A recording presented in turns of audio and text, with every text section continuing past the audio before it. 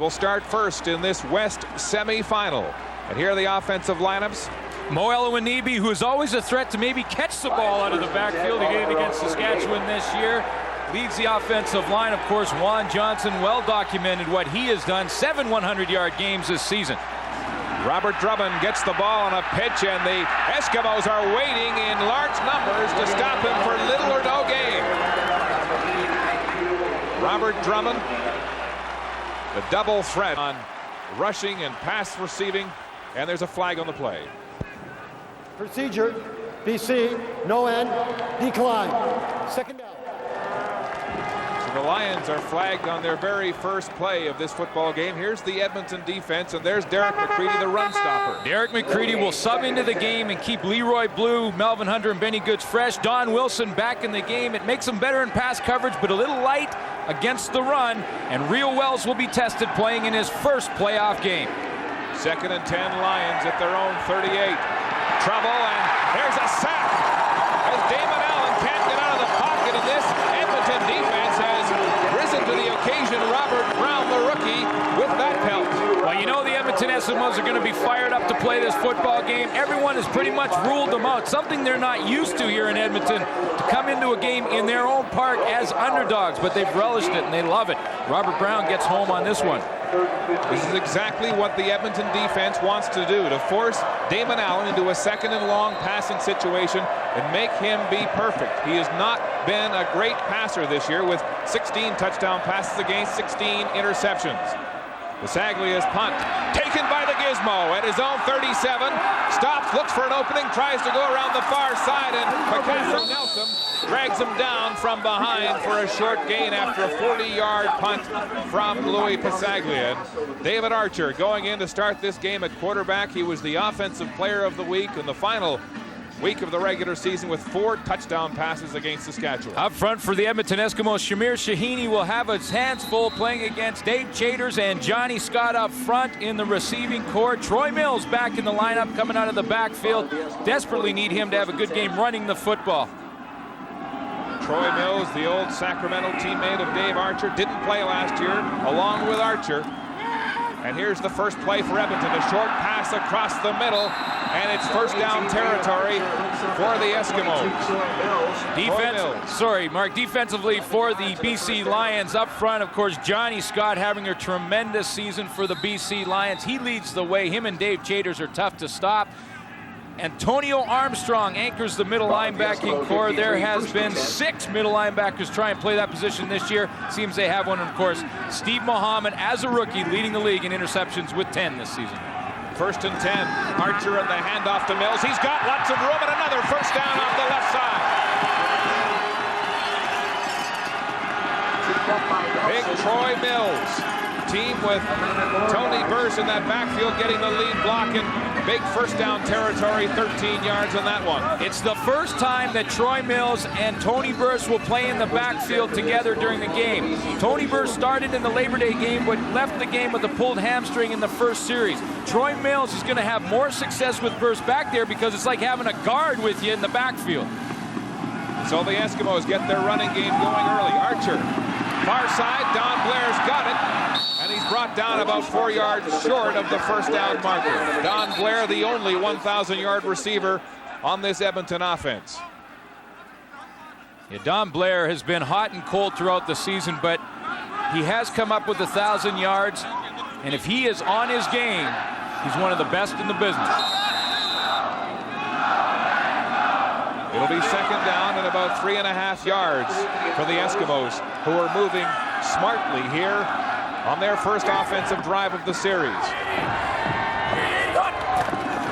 The give again, and Mills stumbles on this natural grass field, the only natural grass field in the CFL, and will be stopped for a loss. It'll be 3rd down and looks like a field goal situation for Sean Fleming. The best way to stop the run is to get penetration, and Herman Smith, number 91 from the top of your screen, gets in there and just throws Bruce Beaton back into the backfield. Troy Mills had nowhere to go. The Eskimos bringing in Scott Diebert, replacing Brian Wiggins, the receiver there, to add more beef on the line in that run situation. Fleming back to punt. as a 41-yard average, his longest, 69 yards. BC, keep your hands clean. Will stand just across the Eskimo side of center field as Rod Harris takes count of the return team for BC. Flag on the play. Looks like it's going against Edmonton, which means obviously that they'll stay in the punt formation. I'm a little surprised though. Procedure, Edmonton, number 34, still third down. A little surprised that Kay Stevenson right out of the bat wouldn't try and kick a field goal. Now obviously with the penalty they're going to have to punt, but that would have been a 50-yard field goal for Sean Fleming. He has hit one at 51 this year, so it's within his range and there's really no wind, but Kay Stevenson electing to go with field position first. No wind and the turf is solid. Fleming telling me before the game he's going to wear cleats, 3/4-inch cleats, and felt the field was in good position, but they'll go with the punt, and this one will go across the goal line as the Lions let it settle, and Harris will fall on it to give up a single point on that 53-yard punt from Sean Fleming, and there's more pushing and shoving and cheap talk as the Eskimos get on the board first with one. Welcome back to Edmonton, where Robert Drummond stands in the BC huddle. He's won 3 Grey Cups in a row, looking for his 4th and part of this rushing triumvirate in BC. Yeah, no question. It's a trio that is tough on defenses because when you're having success with Juan Johnson up the middle, that opens things up for Damon Allen to the outside. And then you throw in Robert Drummond, who can line up as a tailback or a wide receiver. And boy, who do you key on if you're playing defense? Juan Johnson over 100 yards in each of his last 6 games, a touchdown in that each game, and there's Drummond off the left side into heavy traffic on that very tough Edmonton defense here early in this football game. Yeah, they have been tough so far, but you know that Robert Drummond, who is now finally healthy, will pound away at this Edmonton front four, who is a little long in the tooth up front. Hopefully for Edmonton fans, McCready helps them out there, but Robert Drummond is finally healthy. He's gone through hamstring injuries, a quad pull, a shoulder injury. He's 100% this afternoon. 2nd down and 6, a passing situation for the Lions. Allen tries to run the ball, but is quickly tracked down by Melvin Hunter. And once again, the Lions will be forced to punt. So far, the Edmonton defense has gone with a smaller lineup. They haven't brought McCready into the football game. They've left Don Wilson up there with Willie Pless and Dwayne Stewart. That time, Melvin Hunter caught up with Damon Allen, but it was Willie Pless who flushed him out of the pocket and made him run around. Melvin Hunter gets the tackle. Pless gets the assist. Louis Pasaglia, punting his own age, his average 44 yards right now, and there's a spiraling kick down to the far sideline, and Gizmo Williams will let it go out at the Edmonton 23-yard line. Number 6, Giz back in the lineup. He missed 6 weeks this season with an undetermined injury. It looked more like they were trying to beef up their receiving corps with the return of Wiggins and Dowdell, and he's happy to be back in the lineup. Well, that's exactly what they were doing, Mark. I mean, Henry Williams could have played, and they was benched from a coach's decision, and you know, I think it's great for the Edmonton organization to put him back in the football game because, number one, if you're the BC Lions, you have to game plan against Gizmo Williams. You have to be worried about him. And he brings some excitement to the locker room. He's a veteran and has been in this situation many times. Archer up behind his center. Leo Groenwagen. First down Eskimos. The handoff to Troy Mills. And he cuts right through the BC defense like a knife through butter. Ground game is working. It's well blocked at the point of attack. That front 5 for the Edmonton offensive line open up a huge hole, and all of a sudden Troy Mills is in the secondary, and Picasso Nelson is trying to make the tackle. Look at the hole that Troy Mills has to look at. Antonio Armstrong is completely washed out of there by Bruce Beaton, and Troy Mills has tons of running room. 18-yard gain for Mills. Play action now. Archer looking down the far sideline, and it's tipped away by Glenn Rogers Jr. A great defensive effort as Dowdell appeared to be wide open. Great athletic effort by Glenn Rogers because he was caught short in the zone. He was supposed to get a little more depth in his drop, but made up for it athletically by jumping out of the gym to knock it down. Archer's game plan working so far. This is the first time, though, he's been in a 2nd and long situation, using the run to set up the play action.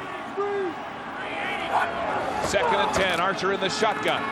Deep down the far side, looking for Shannon Myers, and he can't catch up to it. Well, I like the call by David Archer. Try and stretch that defense early. Even if you don't hook up with it, Shannon Myers going one-on-one with Andre Strode, and David Archer's just going to throw it down the field and say to the BC defense, listen, we are going to go deep on you, so you better be ready for it. Now, what David Archer is hoping is that as the game progresses, that'll open up his underneath patterns, and the BC defense will have to back off a little bit. Rod Harris back to receive along with Dave Donaldson for BC as Fleming stands at his 30. A high skyrocket from Fleming will come down to Harris at his own 26, and good cover by the Eskimos. Chris Hardy, the quarterback out of the University of Manitoba, first man down on special teams for the Eskimos. Still 1-0, the home team in front in Edmonton. The BC Lions have won 6 games in a row, and much of their offensive success has been credited to this offense by committee. Danny Barrett, John Huffnagel, and Joe Paopao. Yeah, right in behind there is Joe Paopao, and behind Dave Easley. That has been the offensive coordination right there, those 3 guys. So far in this game, BC has been 2 and out on their first 2 series, and that pass by Damon Allen intended for Sean Graham is incomplete. When you think about those 3 guys, John Huffnagel, Joe Paopao, Danny Barrett, and then you throw in Damon Allen, that is 71 years of experience combined in the Canadian Football League. Second and 10, and this is where the Eskimos like to have Damon Allen, to force him to be perfect, to force him to go to the air, and it looks like a run situation as they clear the backfield. Allen straight back, flushed out of the pocket and sacked for the second time. Leroy Blue puts the clutch on Damon Allen, and it's 3 series, 2 and out for the Lions. Yeah, exactly what the Edmonton Eskimos want to do. Get Damon Allen in second and long, and then they just rush 4. Leroy Blue gets home and gets the sack on Damon Allen, but it's just a 4-man rush from the Edmonton Eskimos. Leroy Blue, Benny Goods, Brown, and Melvin Hunter coming. That means you can drop 8 in the secondary and cover down all the receivers. Damon Allen had no one to throw to. Sagley on his own goal line. The Gizmo and Wiggins back. It'll go to the Giz. It is 52, and he's brought down immediately. Tremendous coverage by the BC Lions. And so the Gizmo, hoping to electrify this team, is shut down on that return. David Archer, Glenn, is giving more say now in the play selection of this Edmonton team, an offense that has been called unimaginative, too NFL-like, and Dave likes the fact now he's having more say. Yeah, when you talk to them publicly, Kay Stevenson will say, no, I call the plays, and Dave Archer will say, yeah, that's the way it works. But I think that Dave Archer has got a little more control of the offense. Saw in the Calgary game 2 weeks ago that Dave Archer actually went a couple series calling all his own plays, and that's the way he likes it. Archer goes back to Troy Mills with more success as Mills romps right through the heart of that BC defense before Dwayne Knight, the outside linebacker, brings him down. Well, if the Edmonton Eskimos continue to have success on first down like they have early in this football game with Troy Mills running the football, it's going to be a long day for the BC Lion defense. This puts David Archer in a great situation. If he's second in inches here, they're going to take a measure on it. That opens the playbook. Well, he got the first down. First down, Eskimos. Archer says he called 1 of his 4 touchdown passes last week against Saskatchewan. Kay Stevenson, though, still wants to maintain his policy of calling the plays, saying he has been calling the plays right back to 1977 when he coached in Los Angeles in the NFL, and he had veterans like Joe Namath and Pat Hayden at quarterback. First down, Eskimos. The give again is to Troy Mills, and even though the Lions were waiting for him, he bulldozed for at least 6 yards before Herman Smith and Antonio Armstrong brought him down at about the BC 40-yard line. How important is the running game to the Edmonton Eskimos? In their 9 wins during the regular season, they averaged 25 carries as an offense for 108 yards. In their 9 losses, that dropped to 16 carries for 78 yards. They have to have success on first down, and Troy Mills is the key. Archer in the shotgun, flags on the play, in that 2nd and 3 situation. And now there's some pushing and shoving. Looks like Johnny Scott having words down there. Big Chris Morris, the right tackle, returning fire before they break them up. Maybe a little frustration from the front four for the BC defense. Call themselves the Shark Club, and they like to smell blood when it comes to a quarterback dropping back in the pocket. Procedure, Edmonton, number 60, still 2nd down. But Sam Shaheen there was thrown down like a rag doll. 2nd now and 9 for David Archer, who has nicely set up his play-action passing game on the runs of big Troy Mills. Archer straight back, keeps Mills in for protection. And the pass is complete and a 1st down to Marcus Dowdell. The play to Shannon Myers when he went deep that was incomplete just opened up Marcus Dowdell on that play. That time both Mark Tolbert and Marcus Dowdell went straight hard down the field like they were going deep, and then Dowdell just hooked it up and turned around. He had about 4 yards of cushion, caught the football. If you stretch the defense deep early, you'll open up the underneath patterns. Dowdell, who played with Archer in Sacramento, San Antonio, back from the NFL. And now the give again to Mills on 1st down. And once again, the Eskimos having tremendous progress on the ground and 1st down. Now the game is won and lost in the trenches, and right now the Edmonton Eskimos are winning the war in the trenches. Look at Thomas Ram to the left of your screen. Just blow Antonio Armstrong right down the line of scrimmage. Armstrong was on roller skates there. Ram blew open the hole, and Troy Mills took advantage of it. 2nd down and about a yard for the Eskimos. The ball on the BC Lions 23-yard line. Archer looking composed and in control. Straight up the gut. It's Mills, and he'll have the 1st down. Smith with a tackle. 3 yards and a 1st down.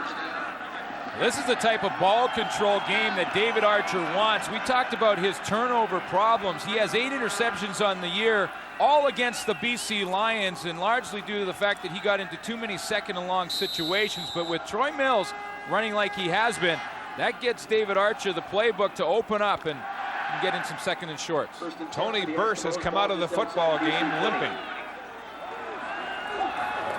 1st down, the handoff, Troy Mills.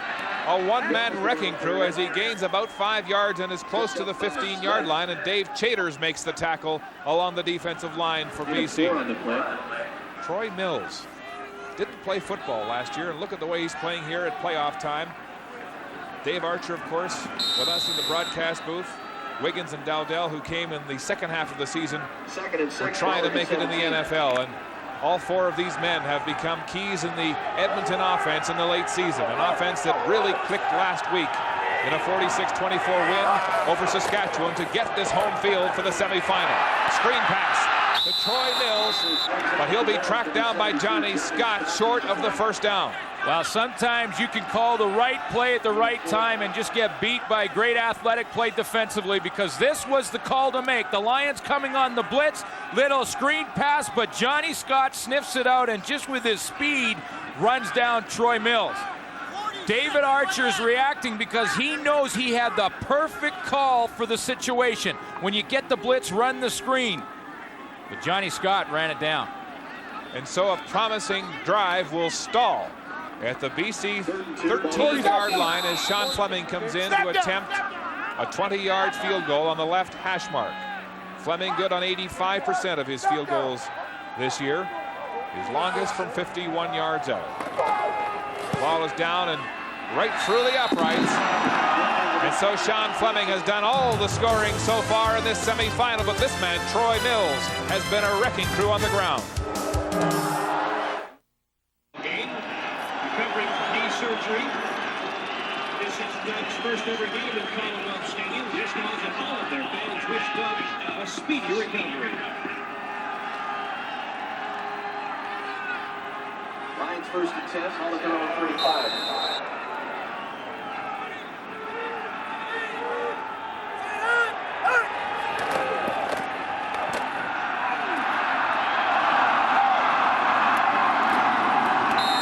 Number 23 17 yards on the play. Benny Goods made the stop.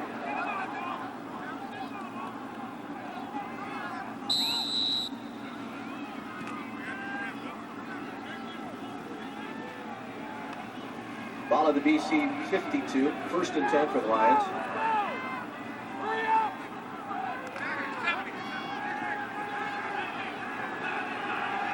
Of Juan Johnson. And the first down of the game for the Lions. Allen going wide side. Alfred Jackson is open and has it for another Lion first down. Coverage from Kavis Reed, but Reed gave AJ at least 5 yards, and that's too much.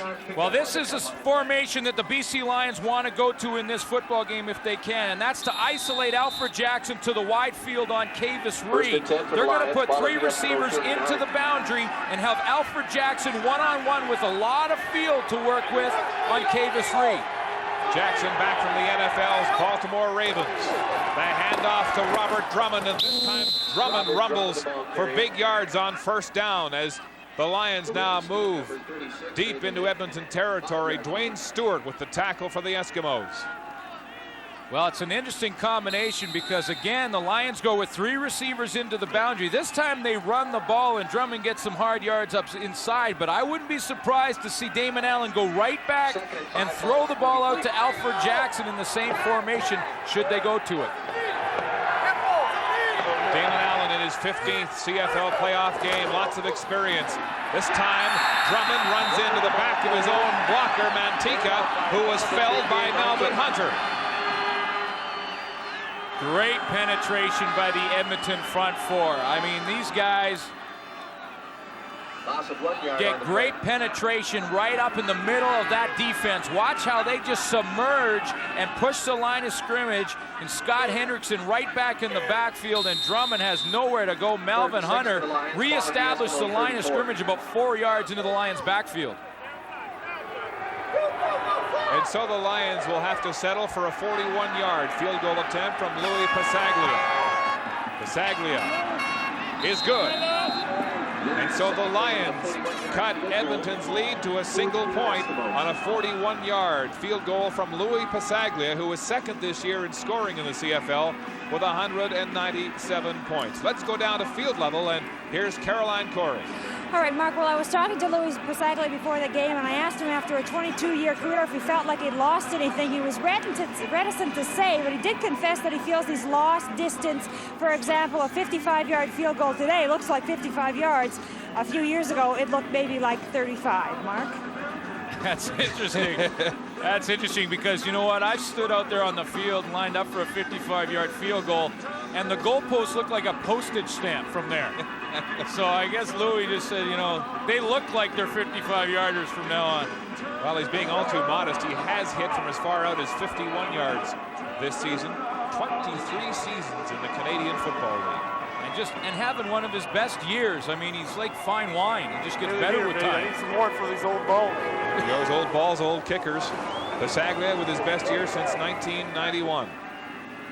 As the Eskimos get set to return this kickoff from Hank Ilisic, who began his CFL career in 1977 and came back to the Lions in the late season from his advertising job in Toronto. And there he is, the Gizmo, waiting for the kickoff. The Gizmo playing barefooted in his right shoe. He's got tape on it, but for 12 years, he's never put a sock on his right foot because he's superstitious. And I guess 26 punt returns for touchdowns. Hey, if it works, keep with it. No question. So it's just like a hockey player, he said. Those guys that go barefoot. There's Ilisic straight on. And it'll be the Gizmo at his own 15. With a head of speed. The Giz gets a seam, a crack, and across the 40. And good field position. Thanks to the Gizmo for David Archer and the Eskimos. How important is Gizmo Williams to this return game? When you're talking about kickoffs, he can break one at any time. And when you're talking about punts, the Edmonton Eskimos this year, with 11 games with Henry Gizmo Williams in it, they've averaged 55 yards a game. With Giz out, that dropped to 10. he can flat out get it done. I mean, we've seen it for many, many years. More than 10,000 yards in punt returns. The only man in CFL history over that mark. And at the age of 35, the Giz says he's not ready to quit yet as Archer is sacked for the first time. That's David Benefield, who said in the pregame he thought this team in BC still had a fragile attitude. David Benefield working one-on-one on Chris Morris, and Benefield has really come on in the second half of the season. Because of the ability of Johnny Scott and Dave Chaters up the middle, that leaves one-on-ones with Benefield to the outside, and if he can get a one-on-one, he's one of the best in the game. Tony Burse has gone to the Eskimos locker room with a suspected leg injury. He's had hamstring problems this year. Scott Deber is in the game for Burse. Second and long. Archer with pressure gets the ball off to Mills. Mills looking for the first down, but is tracked down about 3 yards shy of the first down marker by Knight and Armstrong in the Lions linebacking core. Troy Mills continues to be the workhorse for the Eskimos as Archer and Edmonton lead by 1.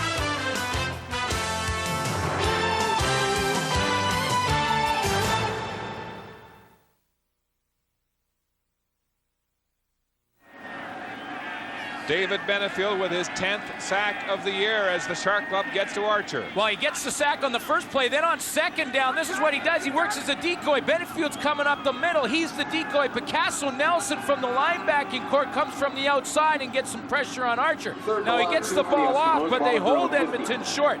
The BC Lions defensively now are going to mix things up with their formations. Put Benefield inside and then put him on the edge and try and get some pressure that way. The Lions had 6 sacks against Edmonton in their last meeting on October 18th here in Edmonton as Sean Fleming licks his fingers and gets set to punt from his own 35-yard line. Fleming.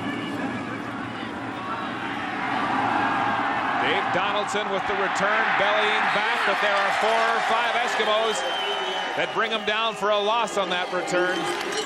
Troy Mills making first contact, and what a game he's having so far. Well, 61 yards rushing for the Edmonton Eskimos in 1 quarter. That's great football, and Troy Mills is really churning up the yards right now. BC is going to go with some different formations defensively to try and counter that. But look at the time of possession. Edmonton almost double. Now that'll start to wear on that BC defense as the game goes on. And Troy Mills' contribution, tackling on special teams and on offense. He's been their main weapon, rushing and receiving. First down, Lions deep. Allen scrambling from the rush, still has those cat-like moves and will be tackled just across the 24-yard line. Well, with the Edmonton Eskimos going with that cover type of linebacking core with Don Wilson and Dwayne Stewart, won't be surprised to see Damon Allen do this quite often in the game because all he needs is a little seam. If Leroy Blue, Benny Goods, or Melvin Hunter get out of their pass rush lane just a little bit, we'll see Damon Allen take off. Leroy Blue, the former teammate, Benny Goods, used to play with Damon Allen, 7th rated as a passer, but the league's leading rusher as a quarterback. And he's going to try again. No, this time he tries to dump it off to Drummond, who wasn't expecting the ball. It'll be incomplete. And the Lions will be forced to punt again as Greg Munns looks a little frustrated, conferencing with Huffnagel. Well, right now, the front 4 for the Edmonton Eskimos, Melvin Hunter up front here and Robert Brown in the middle. They're getting good pressure, good push, and Don Wilson coming on the blitz as well. There's a good push in that line of scrimmage, and if you can get the push up front and collapse the pocket around the quarterback, you really can't see downfield. You know, they may not be as good as they once were, but they're as good once as they ever were. Here's Pasaglia with a short punt taken by the Gizmo at center field. Tries to reverse field, still going, might get outside. And Robert Drummond is waiting for him. That 33-yard punt from Pasaglia is returned across midfield, and good field position for the Eskimos, who will have the ball on offense when we come back to Commonwealth Stadium. It's 4-3 Edmonton. Edmonton, where they've enjoyed big crowds this season, an average of 33,700 for a home game. Well, the crowd got excited about that block right there from the left of your screen. Malcolm Frank on Mike Crum. Just laid him out. That gave Gizmo Williams a little bit of room to the outside. Robert Drummond had to force him out of bounds. First and 10 for the Eskimos. Eskimos, first and 10 at the BC 49-yard line. Backs in the I formation. Flags on the play as Archer hands off to Troy Mills. And it looks like procedure against the Eskimos. Well, it looked like David Archer tried to audible at the line of scrimmage. Procedure, Edmonton, number 51, still first down. Shamir Shaheen is going to get called for the procedure, but I think David Archer was trying to audible. Kay Stevens, although he calls the plays, he'll give David Archer the option to audible. He gets up in the line and starts audibling out the calls. Can often draw your offensive line offside. It also looked like Archer was pulling out from behind the center before he really had the ball. Play action. Archer to Scott Diebert, who's come into the game in place of the injured Tony Burst. But he just gets across the line of scrimmage before Dwayne Knight makes the tackle. Well, when you get in a first and long or a second and long situation, you're going to play a lot more zone defense, and that's what the BC Lions did. Dwayne Knight just running that one down from the left of your screen. He's just going to drop and then take off out into the flat and make a good open field tackle from Scott Diebert. And so the Eskimos go without Tony Burse. In the locker room right now, nursing a leg injury. 2nd and 9. Archer in the shotgun with time, then flushed and sacked for the second time in this football game. More tremendous push from Johnny Scott and the Shark Club up front. 13 sacks in the regular season for Johnny Scott. He has just been a force in the middle for the BC Lions. He got a little help from Antonio Armstrong, who came on a stun. It wasn't a full-out blitz. They were only rushing 4, but the 4 were Scott, Chaders, Armstrong, and Benefield. So again, there's changing up formations and giving David Archer a bunch of different looks defensively. These guys up front have, what, 39 of the 44 sacks this year, which means they don't need to blitz if they're getting that kind of push from the defensive line. Boy, that's a luxury every team would love. Fleming's punt wobbly, coming down to Rod Harris at the 18, tries to roll, and is drilled. Troy Mills, again, with another big contribution for the Eskimos, this time on special teams. No question, these two teams don't like each other. When they get a chance to make a big hit, they're going to do it. Troy Mills delivers on Rod Harris. Dave Donaldson, who might have thrown a block, appeared to get out of the way. As Harris went down heavily. Get out of the way of that truck. Good lookout block. First down, BC. Flags on the play as Don Wilson showed blitz. Damon Allen staggered his snap count because he saw Don Wilson sneaking to the line of scrimmage. Procedure, BC, number 9, still first down. So the staggered cadence throws off his own line. Yeah, and it can happen that way. Sometimes when you see a linebacker trying to hide up in there in disguise, you want him to declare himself, so you stagger the count a little bit. That time Damon Allen got his own guys caught. The Eskimos want Allen in a first and long situation. The handoff. Nowhere to go. The front 7 of the Eskimos have been stalwart. Well, this is an interesting situation for the BC Lions offensively, and that's where you see Derek McCready in there to stop the run on Juan Johnson. He's done his job. He goes to the sideline. Now they'll put in the young group, or the smaller group, with Don Wilson and Dwayne Stewart in the game to help in the pass coverage. But this is a very important situation for the BC Lions. You don't want to turn the ball over down here. Get what you can and then punt it away. No gain makes it 2nd and 15. Complete to Rod Harris. But he won't get the first down and is gang tackled by the Eskimos, Provo and Stewart. Stopped by Stewart. Depends on where they mark the ball. But it looks like he will be a couple of yards short. Talk about a guy who would love to have a big game. How about Rod Harris? Released by Kay Stevenson in training camp. He would love dearly to come in here, have a great game in the playoffs, and eliminate his former coach. Turns out to be a Harris, 13-yard a pickup. second chance with the Lions. From the 28. His reception will be about 2 yards short of the first down marker, and so Pasaglia comes back in to punt again for the Lions, who are having trouble getting anything going on offense. Pasaglia with a nice punt, pushing the gizmo back inside his 45, straight ahead, and Doug Davies puts the grab on the gizmo. The Eskimos will scrimmage 1st and 10 from their own 50-yard line. Again, field positioning favoring the Eskimos. Scott Diebert has been a backup for 16 games this year, and he's pressed into service in the West semifinal with the injury to Tony Burse. Tony Burse is right here on the kickoff cover team, and watch when he takes off, he's just going to pull up right across the line, right there. Now, Tony Burse had a hamstring problem the Labor Day game. Looked like he may have re-injured that hamstring.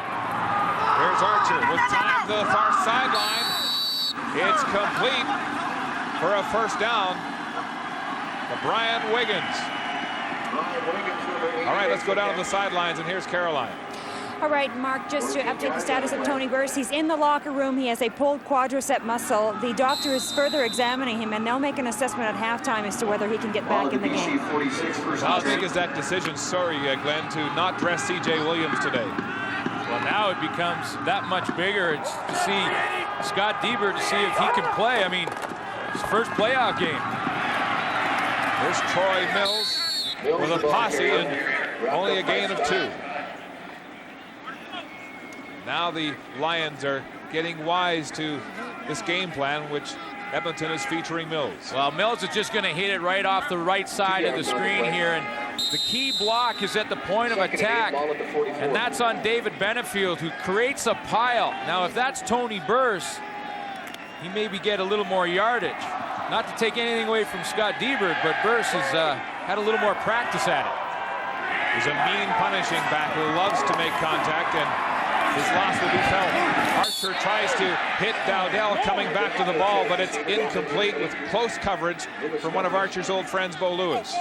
Yeah, of course, Bo Lewis was the guy that David Archer threw over the table just under 3 weeks ago when the BC Lions beat Edmonton here, and pretty good coverage by Bo Lewis on Marcus Dowdell. You know, with Tony Burse out of the game, that may change the game plan a bit for David Archer. He may not be quite as confident in his running game and have to go to the air a little bit more, which means that the rookie Bo Lewis and Steve Mohammed will see more balls come towards them. And so a field goal situation for the Eskimos. The ball will be spotted just past the 51-yard line. Fleming's longest this year has been 51 yards. Kick is up, lots of leg from Fleming. It's good.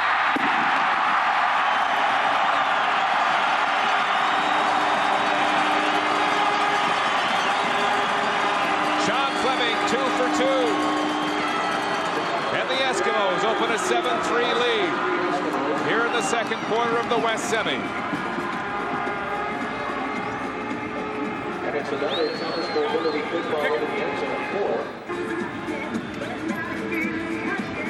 4. Mark Nora, the Heisman, or rather the Heck Crichton Trophy winner last year in the CIAU with UBC, going out on special teams as the Lions get set to try to get some field position. They've had poor field position so far in the first half of this game. Yeah, that return team got the lecture from Frank Smith, the special teams coach on the sideline, to start getting things going offense or special teams wise. Try and create some field position. Frank Smith was livid on the sideline with the group, had them all huddled up, yelling in their ear and said, let's go, let's get some field position, and that'll help Damon Allen and the offense get rolling. Frank Smith, the grizzled former coach at UBC, Vanier Cup champ himself, as Fleming kicks off. Rod Harris at his 8-yard line with speed and then nowhere to go. Brought down at the BC 25-yard line.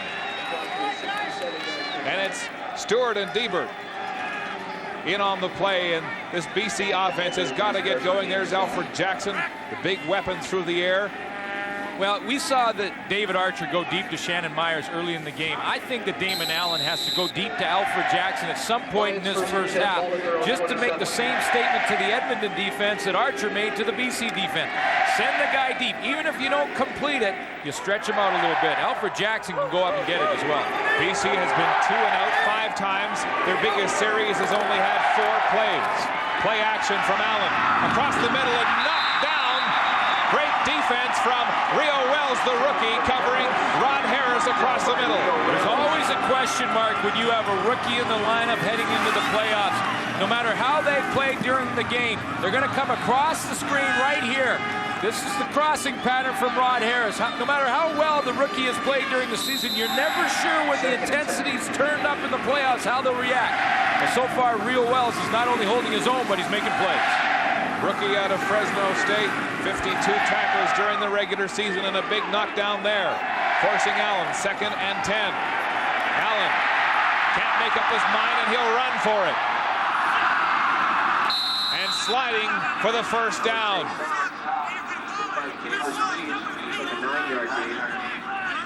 And now having a word about where the ball will be spotted.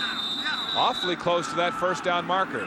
And they're going to call the chains in for a measurement. It's very close, and I think Damon Allen wanted a late hit from Kavis Reed on the play because he hook slides, and Reed hits him anyway. He took a pretty hard hit as he went down. You see Kavis Reed kind of putting his shoulder in there, and Damon Allen trying to show the officials that maybe that was a little excessive. Now they're going to spot him short of the first down. And sometimes it's hard to get a good spot when you slide. Well, that's right, because your feet first and the ball goes back about a yard, but it's not a real hard hit from Kavis Reed, and a good no call by the official. Now this is big. Big gamble here for the Lions. 64. 3rd down. Less than a yard. The ball at their own 36. As Big Dan Payne, all 300 pounds, leans in to hear the call from Damon Allen. Mons watching from the sidelines. His first playoff game as a head coach in the CFL.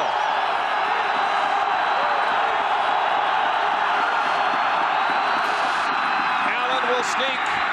The Eskimos say they'll get the ball. Well, some of the Edmonton offense is on the field already. That's how confident they are. Damon Allen kind of squirted underneath Dan Payne to the left of his formation. It's a matter of where that official puts his foot down, and they'll measure it. Dwayne Stewart was saying it's going to be Edmonton ball. The Eskimos confident they stopped this gamble by BC. Well, this is a big play right here. Greg Mons looks in, taking over at midseason as interim head coach after the Lions fired Reed out. They didn't get it.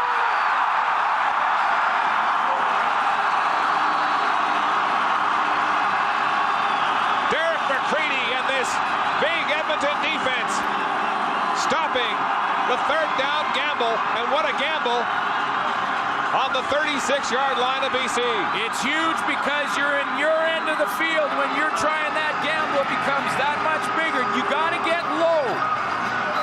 When it comes to a short yardage play, it all comes down to who gets lowest, the offensive line and the defensive line. And that time, Derek McCready and the boys got down there.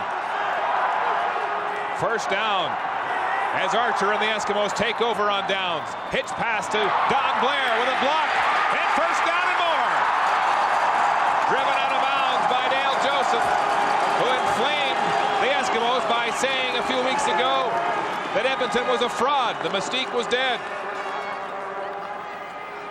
You got to get low. This is the stand. Damon Allen really has nowhere to go. He gets folded underneath. You see Rob Brown pushing Jamie Terrace right over top of him. And then that turns into this. A big offensive play for David Archer to Don Blair to the outside. And all of a sudden, the Edmonton Eskimos have huge momentum. And a key block by Shannon Myers on the play. The handoff up the middle. Mills bounces off the first tackle and gets 5 or 6 more. Close to the 10-yard line as the Eskimos work in the red zone.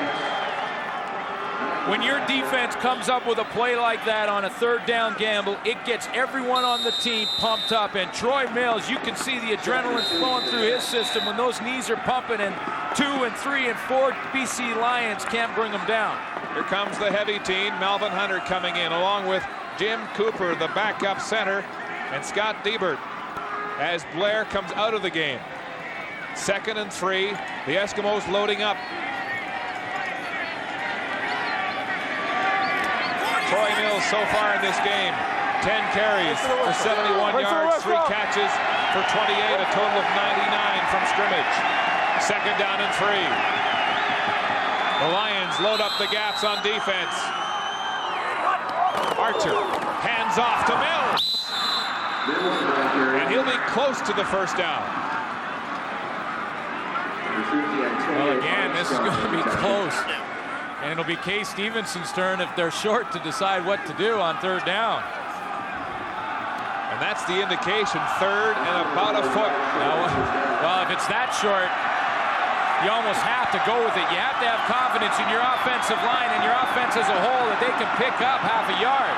Dave Archer becoming a leader late in the season, talking personally with many players, trying to quell the internal dissent in that locker room, and he feels he's done it and just in the nick of time.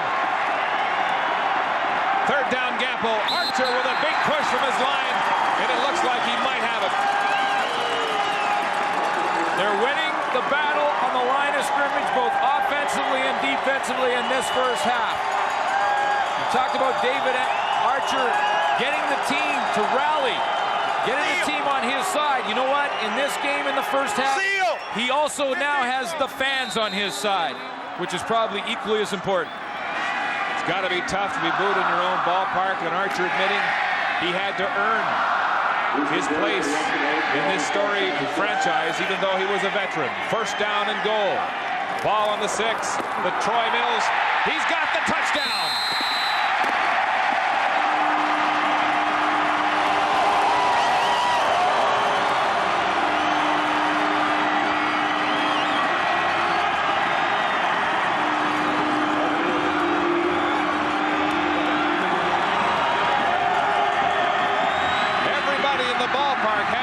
Troy Mills was going to get it, but still the Lions couldn't stop him. Troy Mills having a huge game for the Edmonton Eskimos, but so is that offensive line. I talked about the battle in the trenches. Well, they are winning it, and Troy Mills waltzed in the end zone on that last play. 7-yard touchdown run by Mills. Fleming lining up for the point after. It's through, and the Eskimo offense is in high gear, taking advantage of that BC foil gamble to lead 14-3. Troy Mills, the leader of the pack for the Eskimos, following the lead of Big Thomas Rayam right through the heart of this man, Johnny Scott. Well, here's Johnny Scott. Thomas Rayam's going to block it, but watch Picasso Nelson on the play, too. He gets caught too close to the line of scrimmage. Rayam makes the block on Scott. Picasso Nelson can't get out of the mix and get out there to make the tackle. Troy Mills finds the end zone. Fleming's kick coming down to Rod Harris. Reverses, and Donaldson nearly drops the ball. Marcus Dowdell was waiting and was not fooled on that reverse kickoff return by the Lions, and once again they've got terrible field position. Troy Mills' numbers, a scoring play that went 5 plays and a 7-yard run by Mills for the touchdown. What a luxury on offense. When you're 6 yards away from the goal line, you can turn around and hand the ball off. It's a safe play, and you can have your running back punch it in, and that gets you excited, or does it? This is Kay Stevenson's reaction. Business as usual for him. Kay Stevenson, stoic even at the best of times. Damon Allen forced to pass, the scramble from the pocket, and is tackled across the 22-yard line by Derek McCready, the run stopper, in the center of that Edmonton defense. Well, it's really playing into the Edmonton defense, this situation now. With a 14-3 lead, Edmonton can rush 4, make Damon Allen a pocket passer because they know he's got to throw the ball more in this second half and the rest of this first half to try and get his team back in it. Playing right into the hands of the Edmonton defensive scheme. Not what the Lions wanted. Allen passing to Harris, who goes down for the low pass. It'll be short of the 1st down. And again, the Lions will have to give up the ball as Greg Mons begins to look increasingly worried on the sideline. Well, it's important right now, in my mind, for Greg Mons and John Huffnagel to stick with their game plan. Go back to using Juan Johnson in the running game more. He's not going to just go out and run those little check-off patterns for you and be effective. What you need Juan Johnson to do is run the football on first down and pick up 5-6 yards. John Huffnagel can't panic in this situation, and he likely won't. Johnson's touched the ball only twice so far in the football game with 3 minutes to go in the first half. Flag on the play as the Gizmo makes a move through center field. Finally tackled across the 50 to about the 45-yard line. And he's jacked up. And there's a flag on the play. More good field position for Edmonton. Henry Gizmo Williams enjoying a 21-yard punt return. It's on yet. And on that play, BC's backup middle linebacker Nick Richards was injured and is on the BC bench right now. He's the only backup the Lions have at linebacker. That's right. They had to leave Raphael Robinson at home with a calf injury, so they're thin in the linebacking core. First down, handoff, fumble by Mills. And it'll be ruled an incomplete pass. Looked like a little bit of a shovel pass or maybe something in between. David Archer trying to decide. Mills is going to just break back to his left, and it looked like tried to just toss it forward. Now, it doesn't matter if you throw it underhand or overhand. It's still called a forward pass, so that would be an incompletion. But it looked like David Archer was trying to decide whether or not that was a handoff or a pass, and kind of did both. Yeah. First miscue so far in this game on the Edmonton offense. 2nd and 10. Archer in the shotgun with all kinds of time. Pump fake across the middle to Shannon Myers. Reverses field. Very close to the first down. Myers, who has played a strong role blocking, now gets the call with this pass from Archer. They're going to run crossing routes, and David Archer has tons of time to throw the football. In fact, he has time to pump fake it, come back, reload, and find Shannon Myers coming across the field. And Myers on second effort gets it pretty close. Close enough that they're going to have to measure it.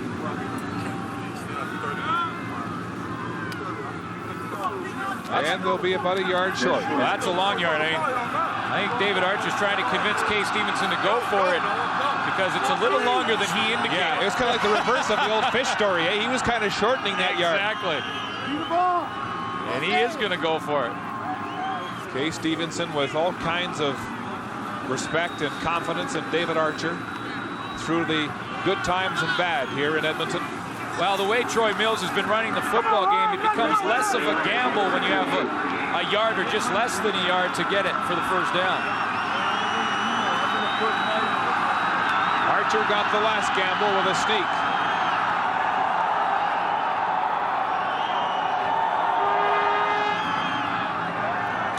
Two men in the Eskimo backfield. Play whistled in. And Archer will sneak again, and look at the push he gets from his O-line.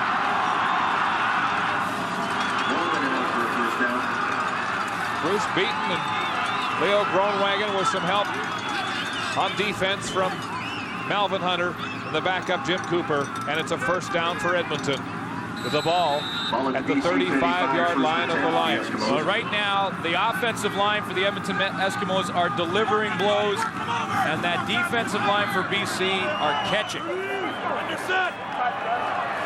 There you see the difference. Only 2 first downs for the Lions so far. Troy Mills off tackle left. Another first down. Finally pushed out of touch by Glenn Rogers, but not until he crosses the 20 to about the 17-yard line of Edmonton. Or rather, BC. Shamir Shaheen in his first ever playoff game has been battling with Johnny Scott, and it has been quite a battle, and this time it's Dave Chaters, and he is saying, I don't care if this is my first game, I've come to play.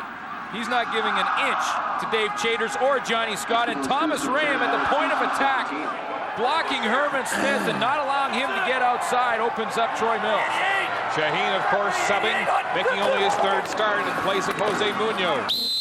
Heavy traffic for Mills Mills up the gut. on the first down carry. Number 74, Dave So that's a Chaters. big assignment for the guard out of McGill, who was born in Beirut, spent some time in Cairo, Flint, Michigan, and Toronto en route to Edmonton. Yeah, and when you're a rookie, Shamir Shaheen has to make a statement in the first quarter, in the first half of the ball game. You come in, you have to let the guys know across the line that it doesn't matter if I'm first year or first game, I'm here to play. Mills is over 100 yards already in this football game. Archer steps up, across the middle for Dowdell, touchdown! Eskimos! And Archer is mobbed by his offensive line.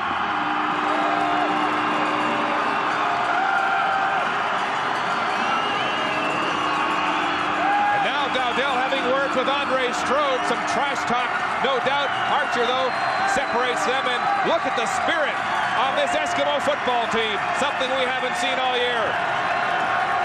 They have come together in a short amount of time.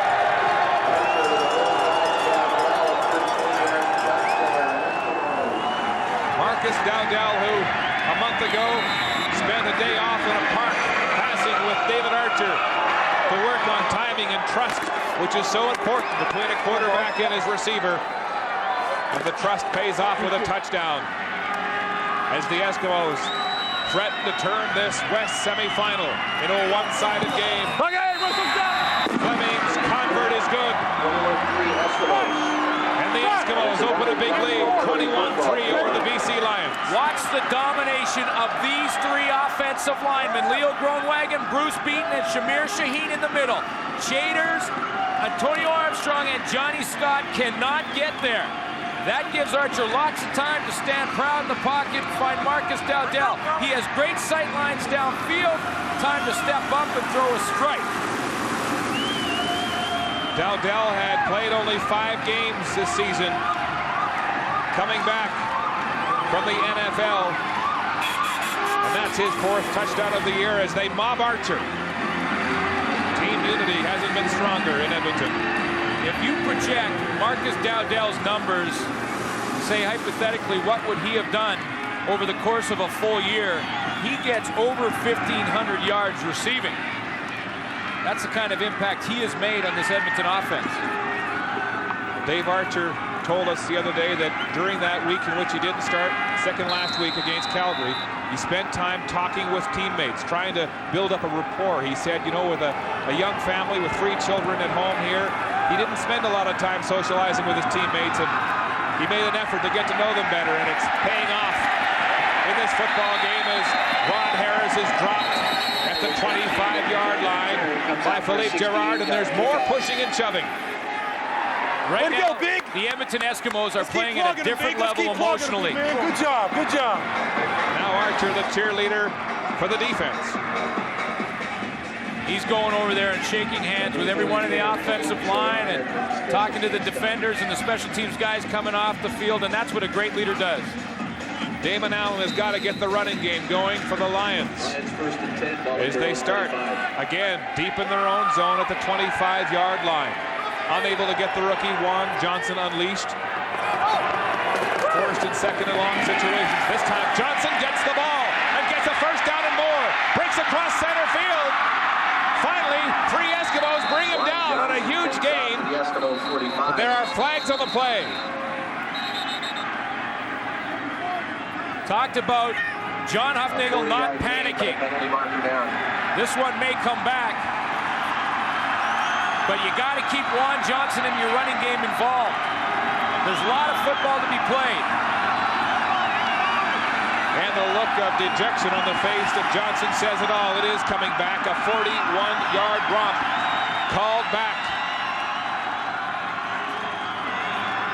Dave Beasley and Joe Paopao looking perplexed. Paopao trying to get a game plan going. BC number 20 after the first down. First down. Well, that is downfield. Brett Anderson. See 20, Brett Anderson working on Rio Wells. He's got both hands around his back. That's down the field. And it appeared to be behind the play. I mean, it wouldn't have had any consequence on Johnson. So it's 1st and 10. The ball still at the 25-yard line. Pitch pass, far side to Eddie Brown. His first catch of the game. He's elusive and very close to the first down for BC. Brown makes the catch. Eddie Brown, who played here last year, went to Montreal as a free agent, released there and picked up in BC. And there's Calgary head coach Wally Buono watching this semifinal as his Stampeders await the winner in the West final. And he'll be our guest, Wally Buono, at halftime with Caroline Corey. Sitting there wondering, is it going to be another Battle of Alberta in the final? A lot of football to be played yet, though. It's the indication here in the first half, though, as the Eskimos lead the Lions 21-3. And Eddie Brown is just inches short of the first down. It'll be second down for Greg Mons and the BC Lions. This is an important drive for Damon Allen, although it's just winding down the first half. It's important for him to try and come away with some points. Even a field goal gets a little bit of momentum back for the BC Lions.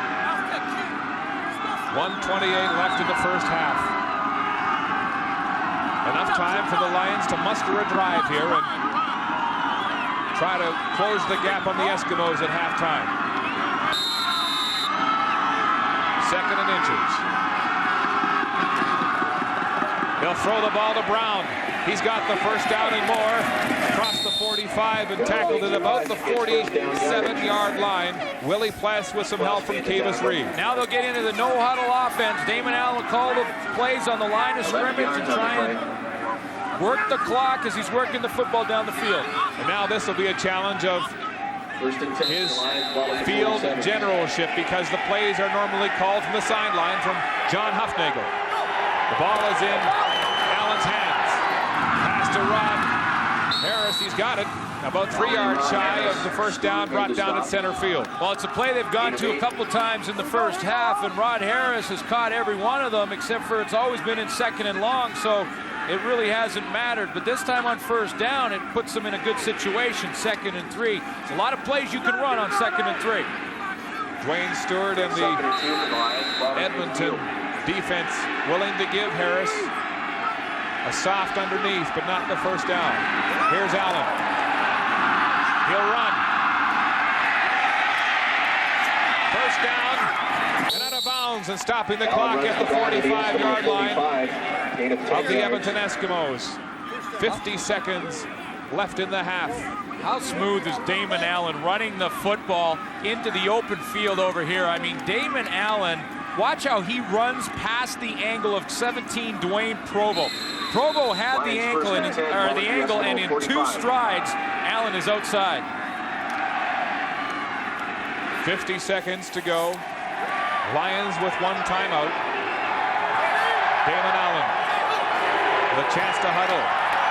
The shotgun. Deep. Eddie Brown's open. He's got it for a touchdown. Caught him in a blitz. Something the Edmonton defense doesn't run a lot of is full pressure, and that time Edmonton was coming with everybody. Damon Allen read it. It was blocked well up front, and he threw a strike to Eddie Brown. Look at this. 1, 2, 3, 4, 5, 6 coming right there from the Edmonton Eskimos. Blocked up perfectly. Damon Allen sees it, and he's got Eddie Brown one-on-one with Kavis Reed, and he's 4 yards in behind him. A 45-yard touchdown pass from Damon Allen to Eddie Brown. 2 old Edmonton teammates with BC's first touchdown of the football game. And with the convert from Passaglia, the Lions are back in it. It's 21-10 BC. Well, it gives the BC Lions an emotional lift. I mean, you go into the halftime 21-3 and really haven't done anything offensively, and you start to doubt, you start to question yourself. But now, Greg Mons can go in there and say, listen, we had the big drive, we picked up the blitz, we executed it properly, and we hit the touchdown to close the gap. We can move the football against this defense. It gives you an emotional lift, and it gives you some confidence. You get Eddie Brown and some of your weapons involved, and all of a sudden you're right back in it.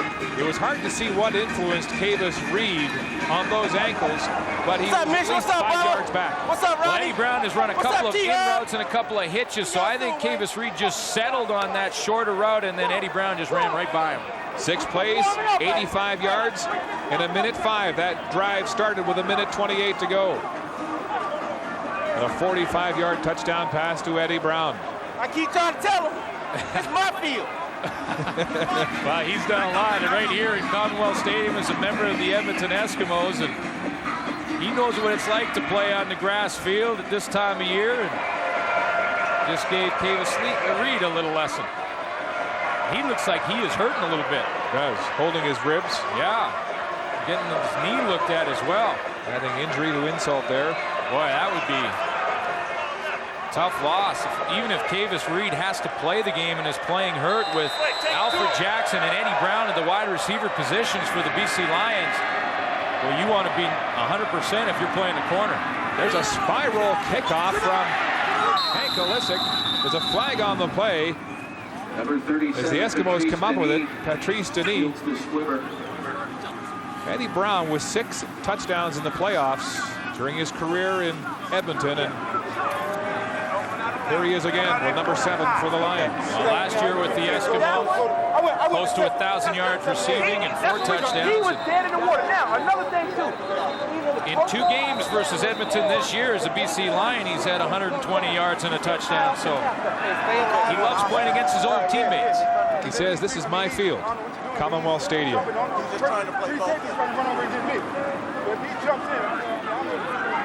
There are 42 seconds left to go as Eddie Brown continues to reenact that big 45-yard touchdown and then talk about what they might do in the second half with quarterback Damon Allen. Archer dumps the ball off to Troy Mills. Andre Strode misses the tackle before Picasso Nelson drags him down with the shoestring. But another gain of 6 or 7 yards for Mills on first down. Already over 100 yards on the ground in the first half for Troy Mills. 35 seconds to go. The Eskimos with a timeout. Well, trying to maneuver into field goal position. Now David Archer going with the hurry up. Archer, Brian Wiggins, lots of room, and a big gain across the 50 of BC and forced out of bounds at about the 47-yard line with 18 seconds to go in the first half. A 20-yard pass and run from Archer to Wiggins. Well, now with 18 seconds left, David Archer just needs about 7 yards. If he gets 10, 12 yards in the next play, or the next 2 plays, he puts Sean Fleming on the field to try and get some of those points back and some of the momentum back. Fleming has shown a very powerful leg so far in this game with 2 field goals, 2 for 2. 1 from 51 yards out. He's got the range. Archer. Comeback pass. It's complete for another first down. Dowdell coming back on the hook pattern. 13 seconds, and the clock is stopped. Watching David Archer, he wants more than a field goal. Dowdell has 3 catches for 40 yards and a touchdown so far in the first half. Timeout, Edmonton. I think it came from the bench. Kay Stevenson's 5 yards off the sideline. I think David Archer was content to call a play on the line of scrimmage, and Kay Stevenson called the timeout from the bench.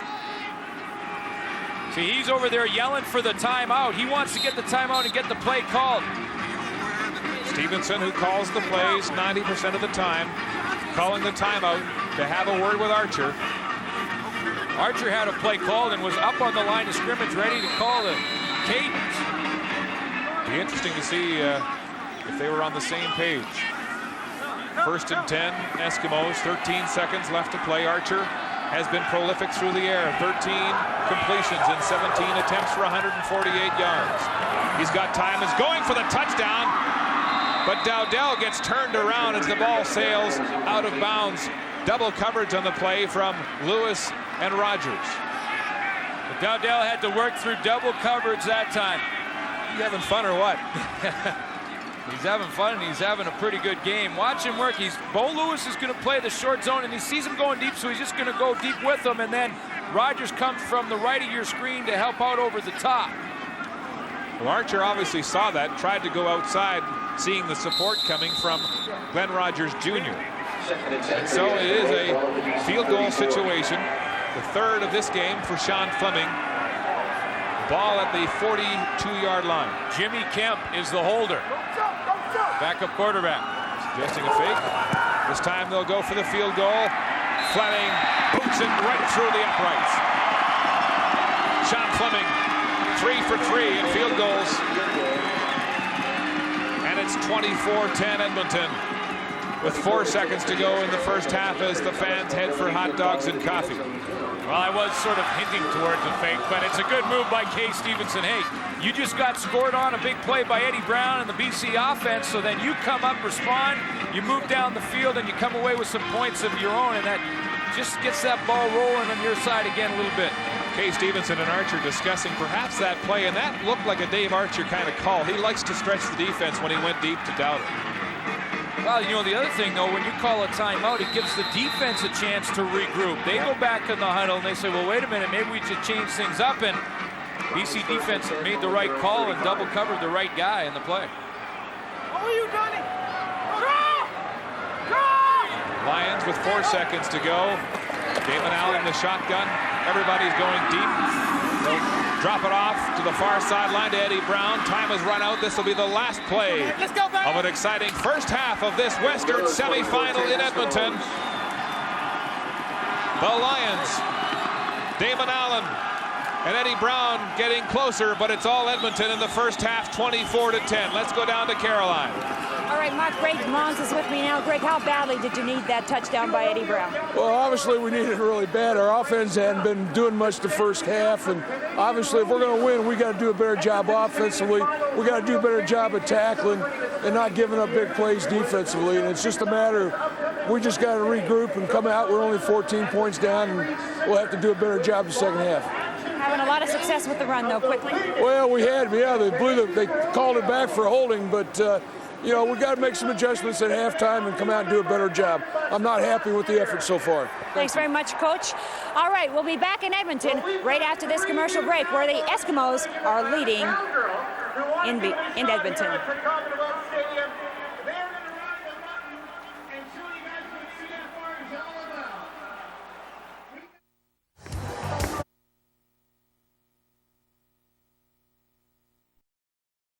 We're up 24-10.